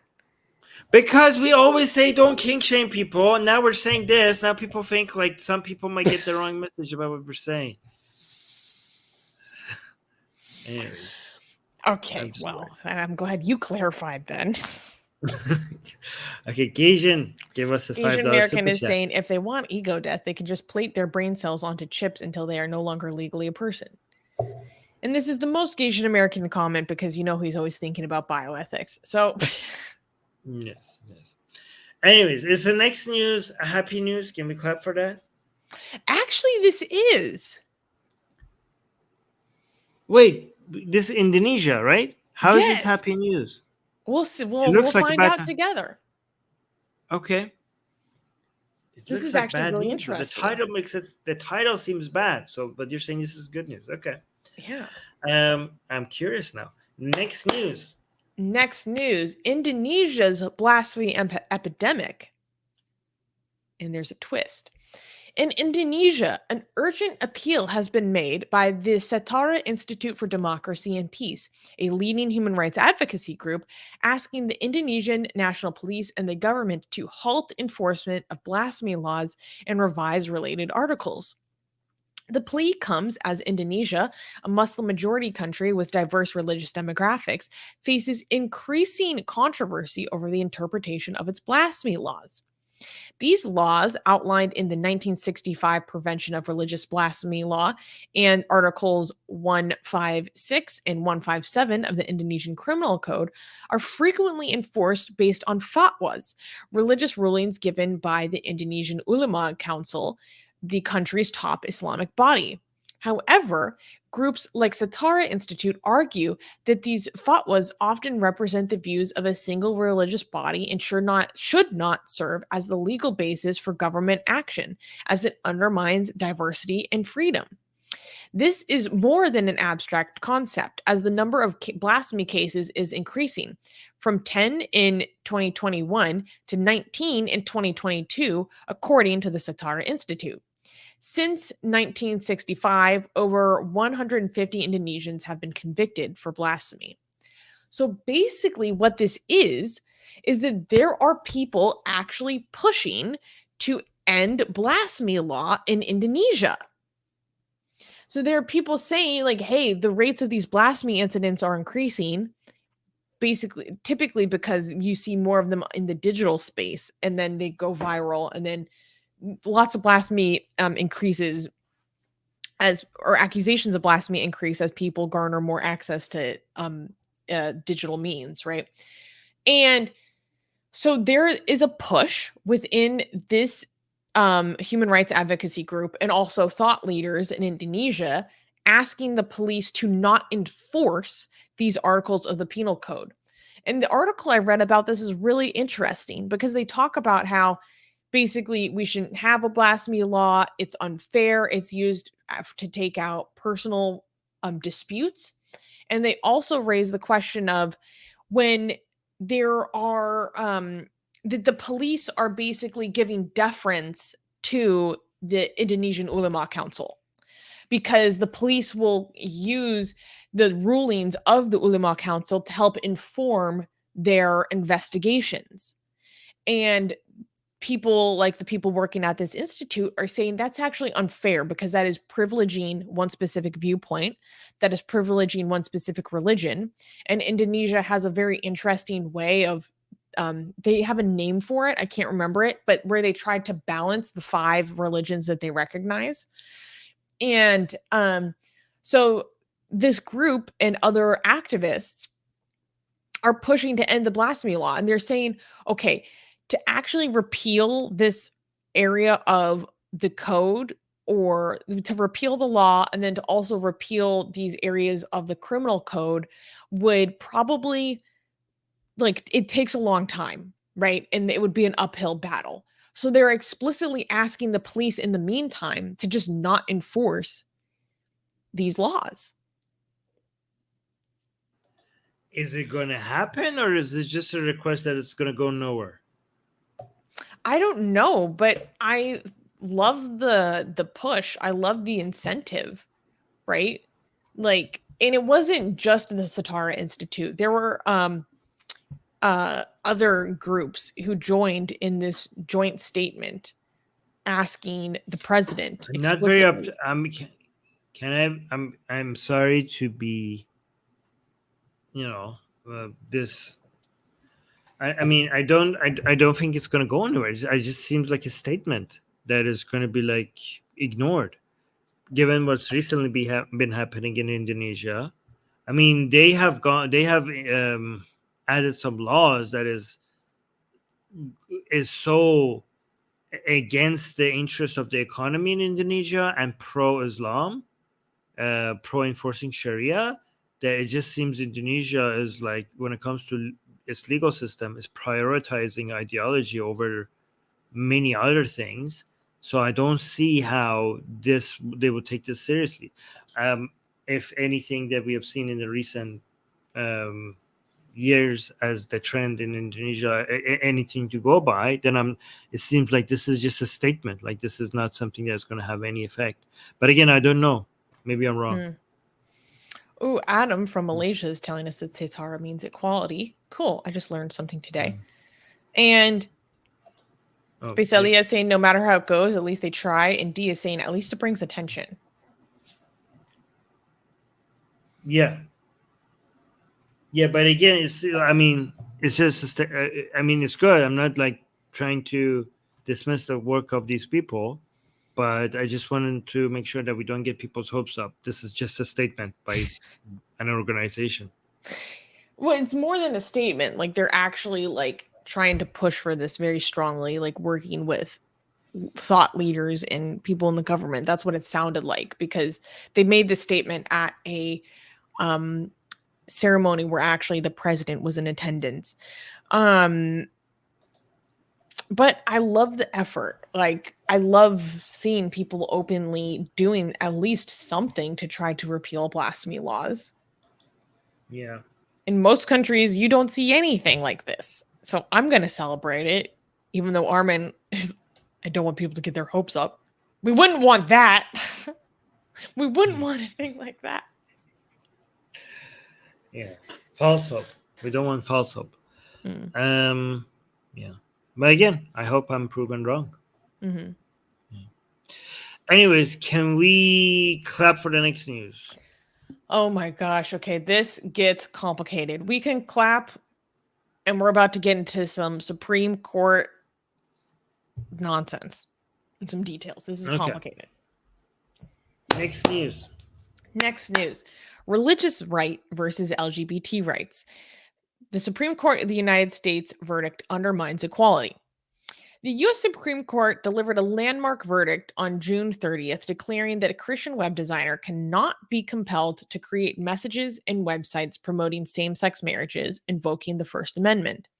The decision, rendered in the case of 303 Creative LLC versus Lanus, saw Lori Smith, the owner of 303 Creative, challenging a Colorado law prohibiting businesses from discriminating against LGBT customers. Smith insisted that her commitment to biblical truth does not align with creating content that contradicts her beliefs.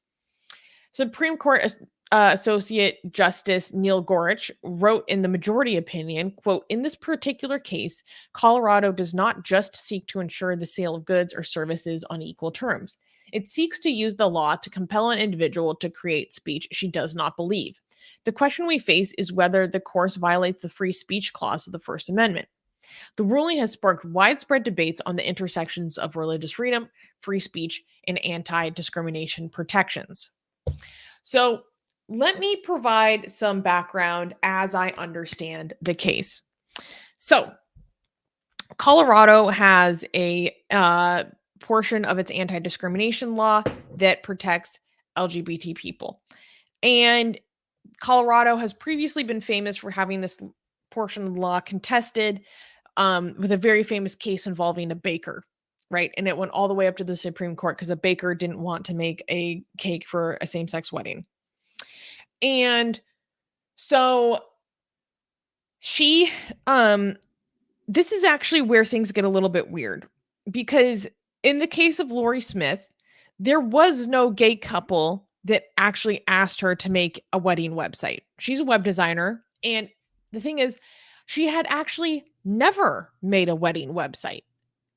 But she brought a complaint forward to the Colorado board or whatever relevant body or institution, saying that she wants to go create wedding websites for customers, but she is worried that if a gay couple approaches her to make a wedding website and she refuses because it is against her deeply held beliefs, then she would have a discrimination case filed against her. So basically, she's trying to preempt any legal action against her by going after like the law itself beforehand, before she even has a business designing websites, which is a little bit weird because in most cases, you actually have to have had one of these instances occur before you can bring it forward. Not in most cases. In all cases, she lied. Yeah. She lied. There was not a case.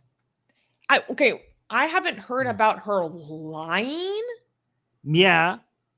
The case that she brought up, the person was like, how could this be me? I'm not even gay. I'm she mentioned. Okay, so there are allegations that there were some things that were fabricated, like about a person approaching her to maybe make it, and then she was going to refuse, and so she preempted this action, blah, blah, blah, and then people are saying that this was falsified. But the details of that were, like, very murky to me, so I didn't want to pin it on that, right? There's a broader thing at work here. And so before anyone complaining, she wanted the right to not serve gay people. That's not accurate. Not accurate. So, here's the thing. I am not a lawyer. I want to preface this. I'm just a normal person trying to understand this case to the best of my ability. And I went and read a bunch of different opinions on this case from many different sources and from many different sides of the perspective, right? And I read a piece by a lawyer who actually wrote an amicus brief in favor of this graphic designer about understanding this case and about understanding this ruling. And it did provide me with a lot of clarity.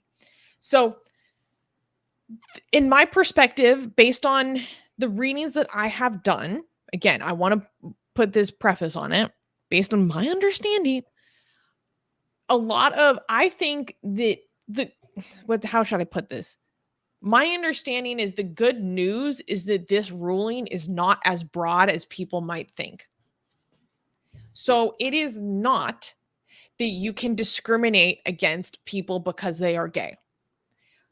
This graphic designer, even in the case, she says that she has no problem serving gay people. That isn't what this is about. This is about her own personal conviction that marriage is between a man and a woman, and she doesn't want to be forced to make a product that contradicts that deeply held belief on the basis of her religious identity. But she has no problem serving gay people in any other capacity. It just has to be surrounding this particular message. And wait, so what capacity is she not okay with? Well, specifically a gay marriage, a same-sex marriage. Okay. But she has no problem having a gay client in general. She just does not want to be making a product that involves marriage between two same-sex partners. So how is it? So the court is now saying it's okay. She gets to not do that, right? Yes, but it is not on the basis of that individual's identity that she is refusing to do that. What is it based on? That like actual message, that actual expression of the gay marriage. But she's Okay, not, because so she, like she said, she I will understand. work, she will have gay clients. Okay, what if so based on this ruling, would it be the same if I said I don't want to make a website for interracial couples because of my deeply held beliefs? Okay, now this is the problem, because people who are against this ruling do bring this up as an issue. They do bring this up as an issue where someone could potentially refuse people service on the basis of, hey, I don't want to make a cake for a couple that had a child out of wedlock. Or, hey, maybe I don't want to make No, let's not do cake. something. Let's not do cake. Let's do websites. Because Mhm. the issue is, for a cake, they could be like, cake is not speech, right? Cake is not speech, so make the goddamn cake. Yeah. Right? So the reason why correct me if I'm wrong, the reason why they're saying this is different, because web design includes speech, right? So they're like, you can't force somebody to say something. Okay, so if I say like I'll make a cake for anybody except gay people, I think the law says like, sorry, nope, you can't do that. That's discrimination. Make the goddamn cake, right? Mm-hmm.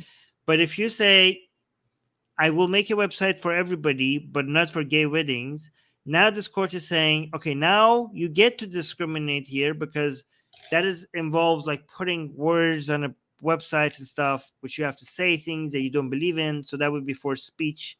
So maybe this is different. Is that what's happening here? You're approaching it. So it's not literally about the words. Okay.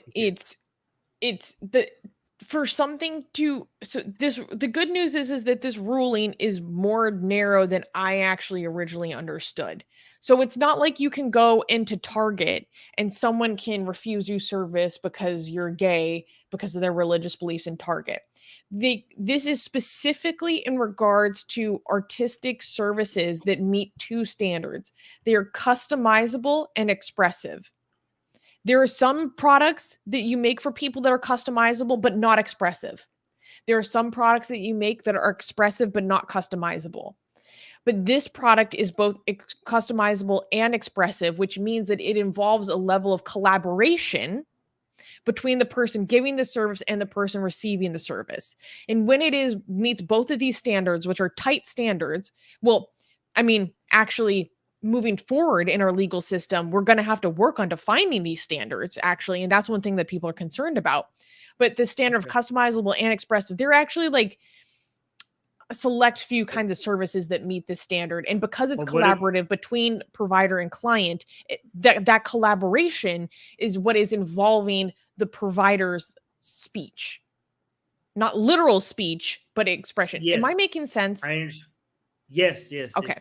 But whatever the standard is, it will, if you apply it to, okay, I'm not going to make a website for a gay wedding, all of that will apply for interracial as well.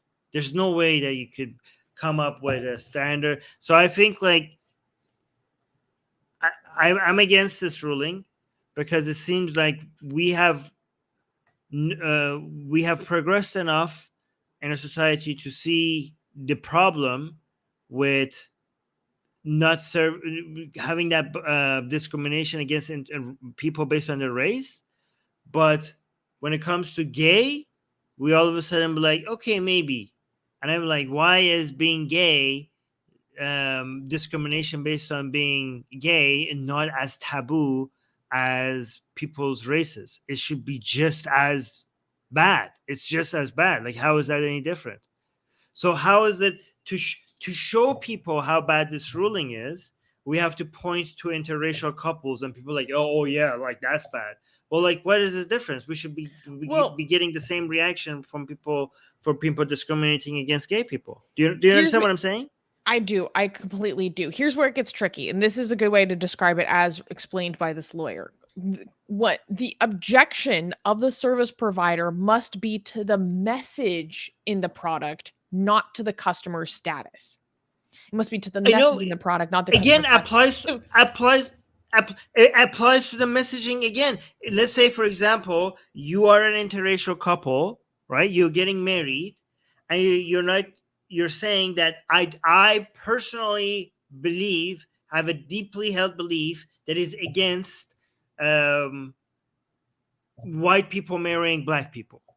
I think like we should keep the race pure and stuff like crap like that, right?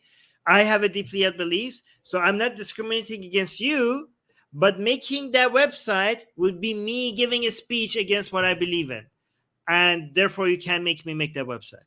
So it will still apply. I mean, Well, whatever okay. arguments, yeah, go. Here's a quote from this article that I read. He said, quote, but the federal government argue that as a matter of constitutional law, objections to same-sex marriage are necessarily status-based, equivalent to objections to gay people, won't fly for the compelled creation of expressive products. So this is the difference. They're saying that an objection, in their opinion, objections to same-sex marriages are not equivalent to objections to gay people. And versus, I think they might be more likely to say that objections to an interracial marriage are necessarily status-based objections. Why is it different? I don't know. They're the same thing, though. They're completely the same thing. Am I making any sense or no? No, I understand your argument as well. Oh, okay. I mean, this is really, really tricky, and understanding the intricacies about this are very, very tricky. And there's still a lot about this ruling that I personally want to understand because it is quite complex. But I just don't like the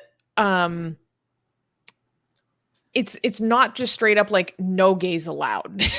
That's not what this is. I know, but still, it's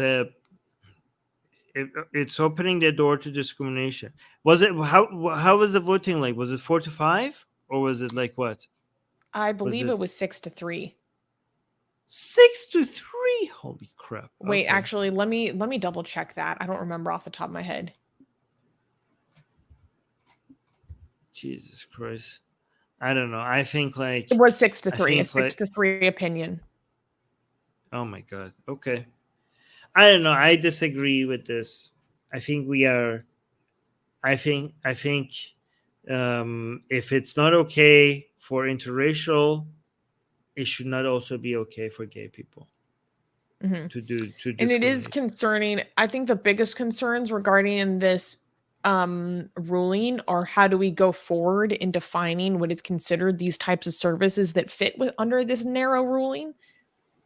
What kind of services are considered customizable and expressive both at the same time? What is in that also brings up the question of what is artistic, and as well as like how else could this be used to harm other civilians? Like I refuse to make products like I won't make a baby, I don't know, registry website for a baby that was born out of wedlock or something, you know. Yeah, well, okay, but in the interest of moving on, I was just going to ask you a question. Do you know what is good at customizing and being expressive? Me? No. I don't know. I mean, you are AI. So we don't have to worry about you, lady, in the near future, okay? Because you know what doesn't discriminate against gay people when it comes to providing services and being expressive and customizable? AI. So you are does when I try to use ChatGPT to help me like do blasphemous stuff, it shames me. Well, soon. No. I'm saying in the near future, we're all gonna have our own customizable personal AI, which doesn't have all these filters on. So we're gonna. This is gonna be solved very. You're gonna have to. I bet you she would be crawling and begging gay people to come and hire her by that point. Okay, so Honestly, yeah. yes, your job is going to be replaced by AI, and you're going to be offering gay people your services for half the price by that point. Yeah. Any comments? Do you want to read a comment? Yeah.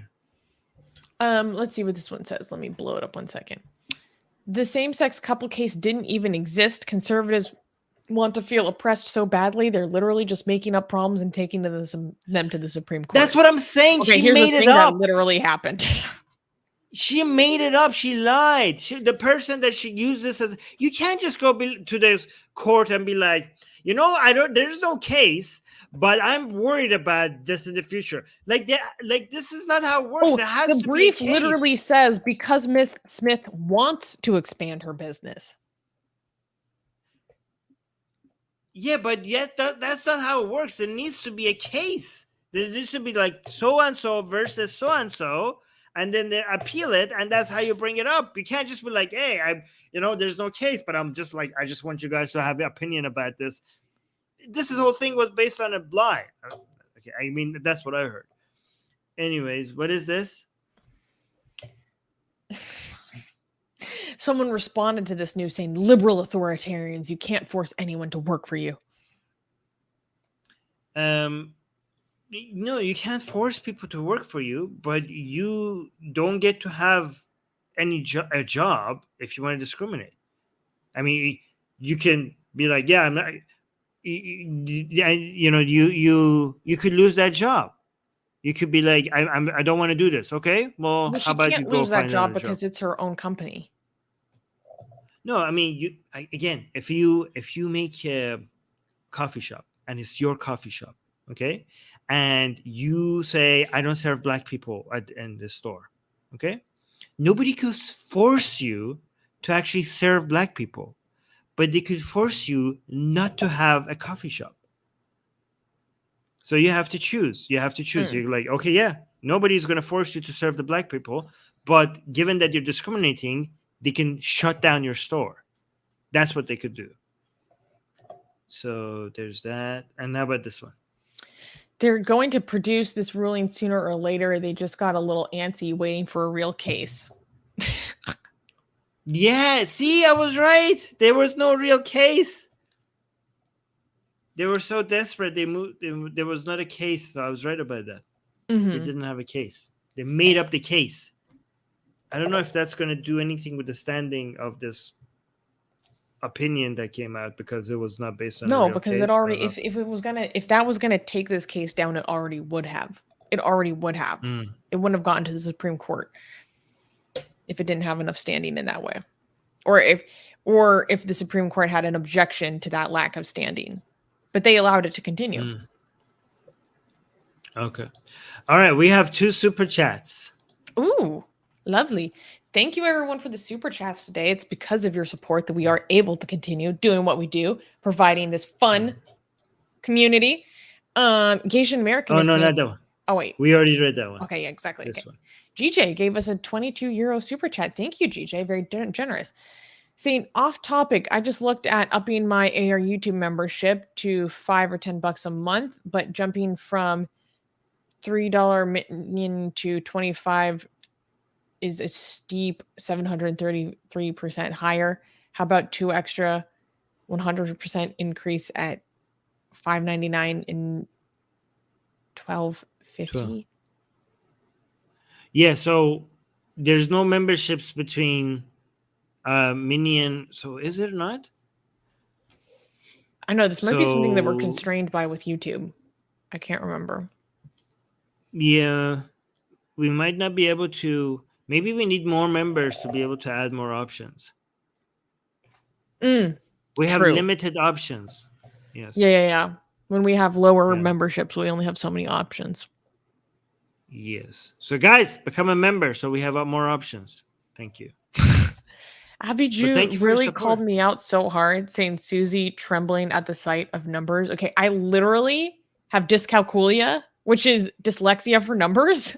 So when I read a number out loud, I have to triple check that I'm saying it right. because I have Oh, made by some the way, mistakes when working the cash register. GJ used the celebration of his 10-month membership to say Susanna could so well make lawyer. Fantastic. So I think he's saying Oh, that you would be wow. an amazing Thank you. lawyer. Yes. Yes. Thank you. Oh, and Kenny just gifted 10 memberships right now. 10 memberships. Wow. Amazing. Yes. Thank you so much, you Thank guys. you. Thank you. All right. But I don't appreciate people roasting me for my dyslexia. Hey, yeah, that's ableist. Isn't that ableist? I That's can't ableist. help it. It genuinely did make mathematics so hard for me in school, though. It was really, really hard. It's a skill When you that you literally don't need. We have the numbers AI are for flipping. that. How the fuck are you supposed to do math in your head when the numbers are flipping? We have AI for that. You don't need it anymore. Exactly. We are going to get to a point where you just dump all of the numbers on your spreadsheet and you tell AI to just like tell me what to do, and it will just put everything and make graphs and everything and tell you what the area in the business you need to work on and what cost cutting measures you need to make. So all of those skills, all the accounting and they're all going to be irrelevant. AI will take care of all of that soon. All of it. All right. Can we clap for the next news? Well, it's another Supreme Court decision. This one is a doozy. Oh my god. Okay, let's go through this one fast. I'm tired of Supreme Court decisions. It's important though, Armin. Okay.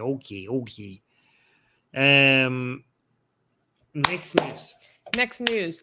Religious favoritism. The Supreme Court of the United States backs Christians' fight for religious rights. The U.S. Supreme Court recently issued a ruling in favor of Gerald Groff, an evangelical Christian who accused his former employer, the United States Postal Service, or USPS for short, of religious discrimination. Groff resigned from his post after being compelled to work on Sundays, a day he regarded as a rest day based on his faith. The landmark decision in Groff versus DeJoy outlined that employers must demonstrate a substantial burden for refusing to accommodate an employee's religious observance, a departure from the previous de minimis standard. Quote, we think it is enough to say that an employer must show that the burden of granting an accommodation would result in substantial increased costs in relation to the conduct of its particular business, just as Samuel Alito penned in the court's ruling. The verdict was hailed by various religious groups who believe it strengthens protections for religious workers.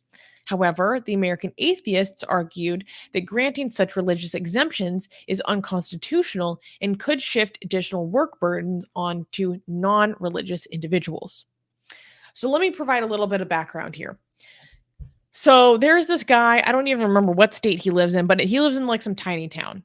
And typically, the United States Postal Service does actually have no service on Sundays. The post office usually closed on Sundays. But this branch of the post office signed a contract with Amazon to deliver their packages on certain days, including the weekends. And they had a small staff. And this man had always said, I can't work on Sundays because this is my Sabbath. And he went, but there was a coworker that had an injury and all this stuff, and basically they kept on, they were like, dude, you have to work on Sundays, and he refused to work on Sundays. He just wouldn't show up. Other people had to constantly cover for him. He got written up at work. Eventually, when he faced some consequences for refusing to work on Sundays and shifting this burden onto other employees, he resigned. And then this is when he began his legal action. And so basically, the court has said that previously the standard was just a de minimis, like undue burden standard. When your religious exemption that you're asking for presents an undue burden onto the employer, then they have the right to refuse that. And they didn't completely overturn that previous standard from about, I think, almost 50 years ago. But what they did say is, okay, actually, the employer must show that they are shouldering a substantial burden by refusing to accommodate your religious exemptions, not just the minimum standard. And religious groups across the U.S. celebrated this decision. A lot of Sikh groups and coalitions celebrated this because they want to be able to keep their beard and their turban in more places, including their kirpan, their little dagger. There were Mormons who were celebrating this decision, other Jewish groups that were celebrating this decision because they feel like they have an undue burden shifted on them because Jewish holidays are not typically recognized as public holidays and all this stuff. However, secular groups, there were groups that wrote in opposition to this decision, filed amicus briefs, such as the Freedom from Religion Foundation, the Center for Inquiry, American Atheists, and Americans United for Separation of Church and State. Basically, all the big boys when it comes to the legal action of secularism in the United States. And they're basically saying that this is religious privilege and that all these people get to have religious accommodations, but me as a non-religious American, I do not have any reason why I can just decide to opt out of any old thing that my employer wants me to do on the basis of some sincerely held belief, or my sincerely held beliefs would not qualify for receiving these exemptions because they are not religious in nature. Therefore, these are privileged. These specific kinds of beliefs are being privileged. And in this particular instance, I personally feel like this is a much more cut and paste case of just religious privilege. Yeah. Armin, what do you think? Yeah, I mean, we don't. I think we should do March 23rd. We should try to get that the Atheist Day, a day that atheists get off work to see if they will respect that as well, as a way to honestly, that's actually a really interesting idea. Is there a way that we could push for that? Idea. Where's the pen? I want to write that down. Because guys, March 23rd is Atheist Day, and I think that we should push for atheists being able to get a day off work. That's where we could start. Anybody who's an atheist. I can talk to the in-house legal counsel at the Richard Dawkins Foundation about this. That would be amazing. You think I should? Yes. Okay. Oh, Dee is saying to check the comments in the article. Let's check that out. Okay. Let's see. What was the first one? Let me make it bigger for myself. Yeah, so people are responding to this on Twitter. One person said, say goodbye to anything being open on Sundays. Now everyone is just going to be a Christian all of a sudden. Quote unquote Christian. Honestly, I doubt that. I don't know. Like everything being closed on Sundays now, I doubt it. Salim is saying, what would have been the outcome if he was a Muslim and refused to work on Fridays? It would have made headlines for 3 days and commentaries would be running them as not integrating. That's a good point. There probably would be that narrative. And here's the thing. Would this particular Supreme Court be as sympathetic to that litigant? I don't think so. Even though it's the exact same kind of argument. I don't think that this particular Supreme Court would be as sympathetic. I'm not going to completely accuse them of being complete hypocrites, but I do say I don't think they would be as willing to lend the ear. Okay. This one. Someone else is saying, is this religious affirmative action? No. That's different. And I loved this comment. D saved the best for last, as always. Chonky Boy 100 is saying, F yeah, time to blaze it in the bathroom. Rastafari. That's good.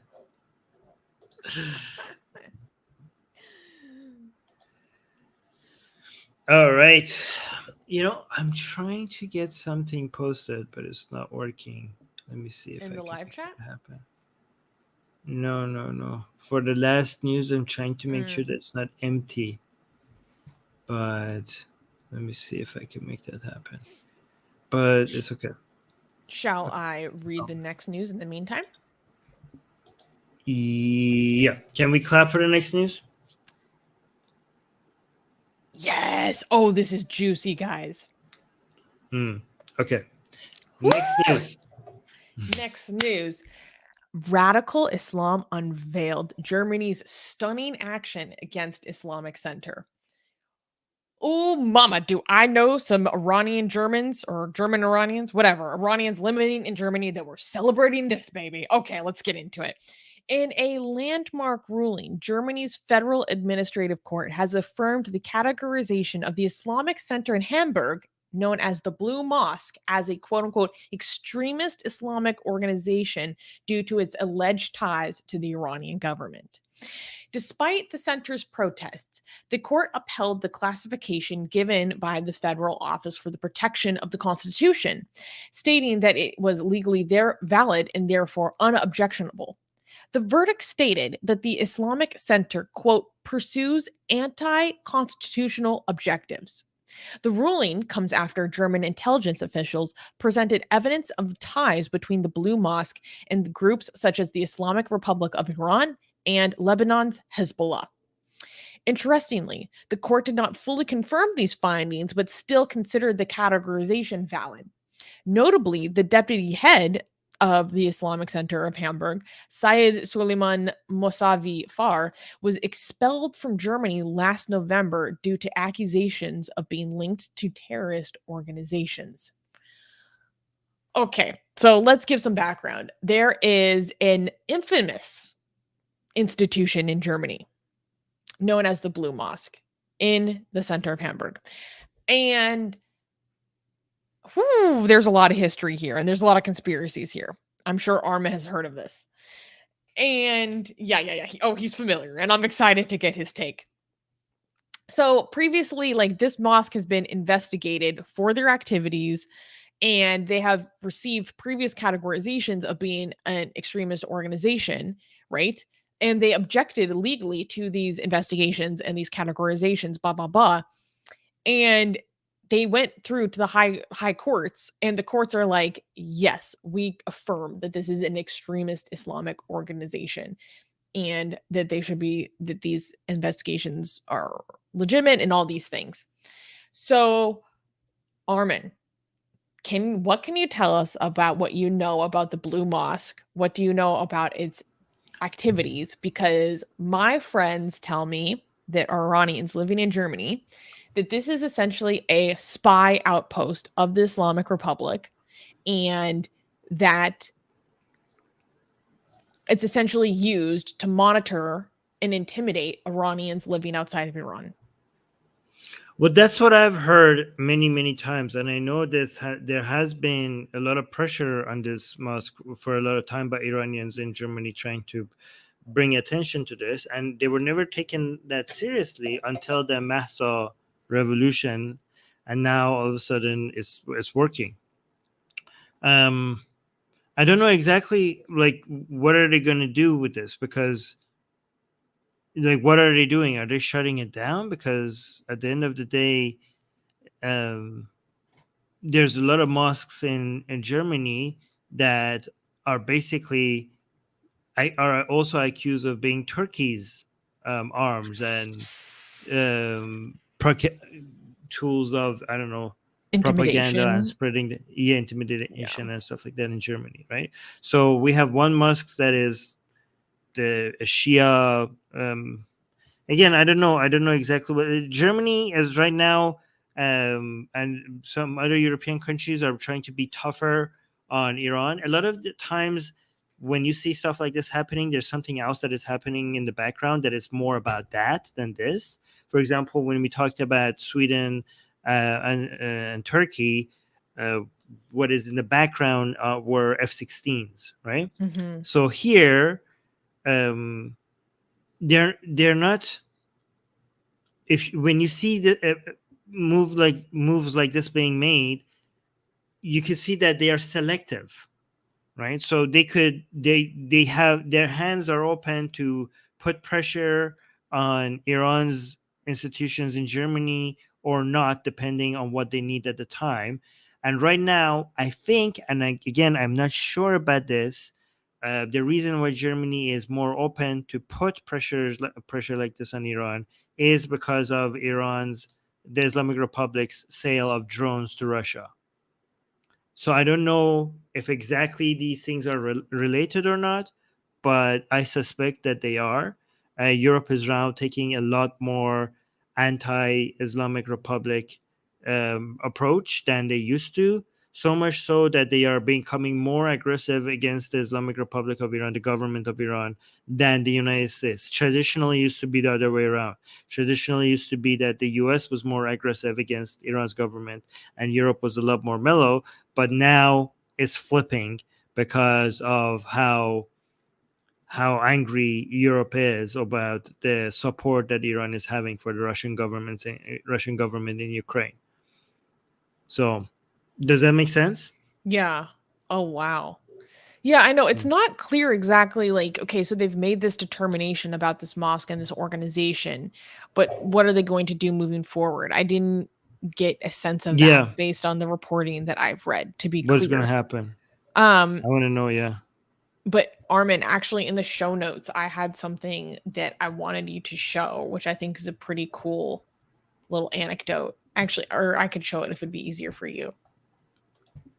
No, I'll show it. Hold on. Okay, cool. Sorry, I'm trying to make sure that I have something for the last news as well. That's why it's a little bit. Wait, no, you show it because I actually closed the. Yeah, you show it. Okay, Let give me make 30 sure seconds. I post it because I want to make sure for the last news I have this for you guys. Okay. So, speaking of the Blue Mosque, what it made me think of was this incident right here. And so, can you see this? Cool. Yes, you can. Let me zoom in a little bit more. So, this happened. When was this? This was in October. And this was like in the dead, height, the height of the deadly protests and revolutions happening in Iran. And the thing is that a lot of Iranian activists living in Germany are known by the Hamburg Mosque because of their activities against the mosque and the mosque's activities. And so they're not allowed on the property and they're like actively banned, right? But what happened was that there is this activist, and I wish I could remember his name right now. Maybe the translation will tell me. No, it won't translate. Okay. Anyways, you see this man in the center here holding a sign. This, man, actually, give me a second. I can find it. He is an Iraqi Kurdish activist living in Germany. And we actually, Armin and I met him when we were at Celebrating Dissent conference in Germany last August. And really cool dude. I've never met a street man that is like more supportive of LGBT stuff. It's pretty cool. And anyways, when the mosque was trying to have its activities, he went up and started doing a protest in front of everyone and holding this sign for Masa Amini. And they like had a little bit of a confrontation with him and took him off and almost arrested him. The police got involved. They were investigating what was happening. Blah, blah, blah. Yeah, here you can see the sign that he was holding that had Masa Amini and other names and faces of civilians that were killed during the uprising in Iran.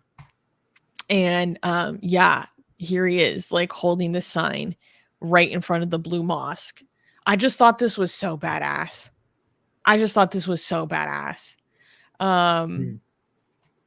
Yeah, look at this. Like right in front of where they're trying to film stuff with their own cameras. Yeah. That's I thought badass, yeah. This was really impressive because I know that there's so many people that really want to show how they feel about this mosque and they're not given the opportunity to. And he took it upon himself, even though he's not Iranian, to show his solidarity in this very, very bold statement. Yeah, I was pretty impressed. Yeah, find that's his pretty name. good. Thank you for sharing that. Thank you. All right, I got the thing for the next news prepared and everything is ready to go. I'm actually Beautiful. Yeah, I got something nice prepared. I'm gonna feel bad if All I right. can't find his name. Damn it. I know, I remember him. Oh, I think it's Ahmed Shirvan. Show us the page. Yes. This is from Celebrating Dissent, guys. This was our brochure. Can you see? Yeah. Him? Can you show us on the same brochure? Oh, yeah. Well, I came earlier because I was on the first panel. Here's Armin. Right there. Yes. And where is me? Ooh, I have allergies right now. I feel like I'm gonna sneeze. Okay. There's me. With the Atheist Republic shirt as well. Yeah. You know what's funny though is the panel that's in this actually in the brochure was like completely different than who ended up being on my panel. So but anyways. Wait, I forgot to show this comment here. This is a good comment regarding this news. 70 years too late. Yeah, exactly. Apparently this mosque has been under surveillance for decades. Like, I don't know if they have no constitutional basis or whatever to just shut it down and that's the best that they can do. Right. I don't know. But anyways, I want to show this next news. Yeah. Let's do this next one. Okay. All right. Can we clap? Yes. Next news. Atheist Republic is now on Threads. So you guys, there is this new social media platform that has been released by Meta, I believe built by the team at Instagram, and it is called Threads. And apparently Threads is going to be the new Twitter. It's the new Twitter, guys. Threads is the new Twitter. Threads is the new Black. And so go follow us on Threads.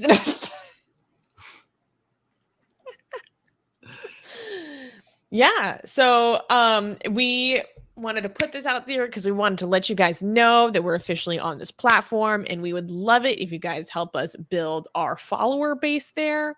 And so go give us a follow. How do we already have 122 followers? I just made the account. I don't know. Maybe we're guys just go in. And I also wanted to make sure that there's a post there. So I posted this shirt that we made. This is the shirt that I designed myself. So you let us know, King. You let us know. And it's very popular. People love it. Right? So that is one of our best sellers. It is one of our best sellers. And I'm not a designer, and this shirt is like pretty good. Like it says Jesus saves, but then it changed the saves to enslaves. So if you click on this link, it should take you there. Hold on. It's pretty clever, isn't it? I think I think it's pretty good. And yeah, so now we're just promoting merch. Guys, actually, merchandise is a great way to support Atheist Republic. We have a lot of cool shirts with our logo. We have a lot of really funny shirts like this one. So go support, please. Yes, but no, go follow us on Threads as well. I have no idea if this social media is going to pick up or not, but if it does, we would like you guys to follow us there so that it grows there. Yes, the AR drip. Should I pull out some of my AR drip right now? Let's see what I got here. Okay, boom, we got it in white. Okay, wait, what else do we have here? Boom. We got it in black. Okay. What else do we got here? Wait, I should see. Boom. We got Allah's gay baby. Okay. I actually wear this. Be careful with that. I mean, I was like living in the middle of San Francisco. Who's going to say anything to me? And boom, I also have gay Callie and Sita. Nice. And I also have sexy Callie by herself, okay? But that's in the laundry. Anyways, guys, we're serious. Go follow us on Threads. I put the link for you guys. Should I start my own Threads account? Should I start a personal Threads account? Yeah, you should. I'm gonna start my own personal one as well. Okay, people are trying to convince me to return to Twitter with a different account, but I don't know if I want to approach the hell. Just do Threads. Twitter. Just do Threads now. Okay. Yeah. Okay. Yeah. All right, guys. That was us. Make sure you subscribe. Make sure you like the stream. Don't leave without liking. We spent 2.5 hours for you guys to bring you news from around the world and make it more consumable by analysis, fun, community, laughter. It deserves the least you could do is a like. It doesn't cost you anything. You saw so many people supported us financially. You could support us financially without actually spending any money by liking the stream. It helps us grow. It actually helps us financially because our channel will grow and you didn't spend anything. So isn't that amazing? And deal? Subscribe, guys. We're so close to 40K. So close to 40K. I want to hit that landmark. I want to hit that milestone. Yes. So make that happen, and hit the bell notification as well because that join our Discord. If you hit the bell, make new friends. Yes. Comment. If you hit the bell notification, it will tell you when we're going live. The subscribe button doesn't do that, but the bell notification does that. So make sure you also hit the bell notification. Mm-hmm. All right, guys. We'll see you again. Me and Susie will be here next week, same time. So till then, bye. Bye.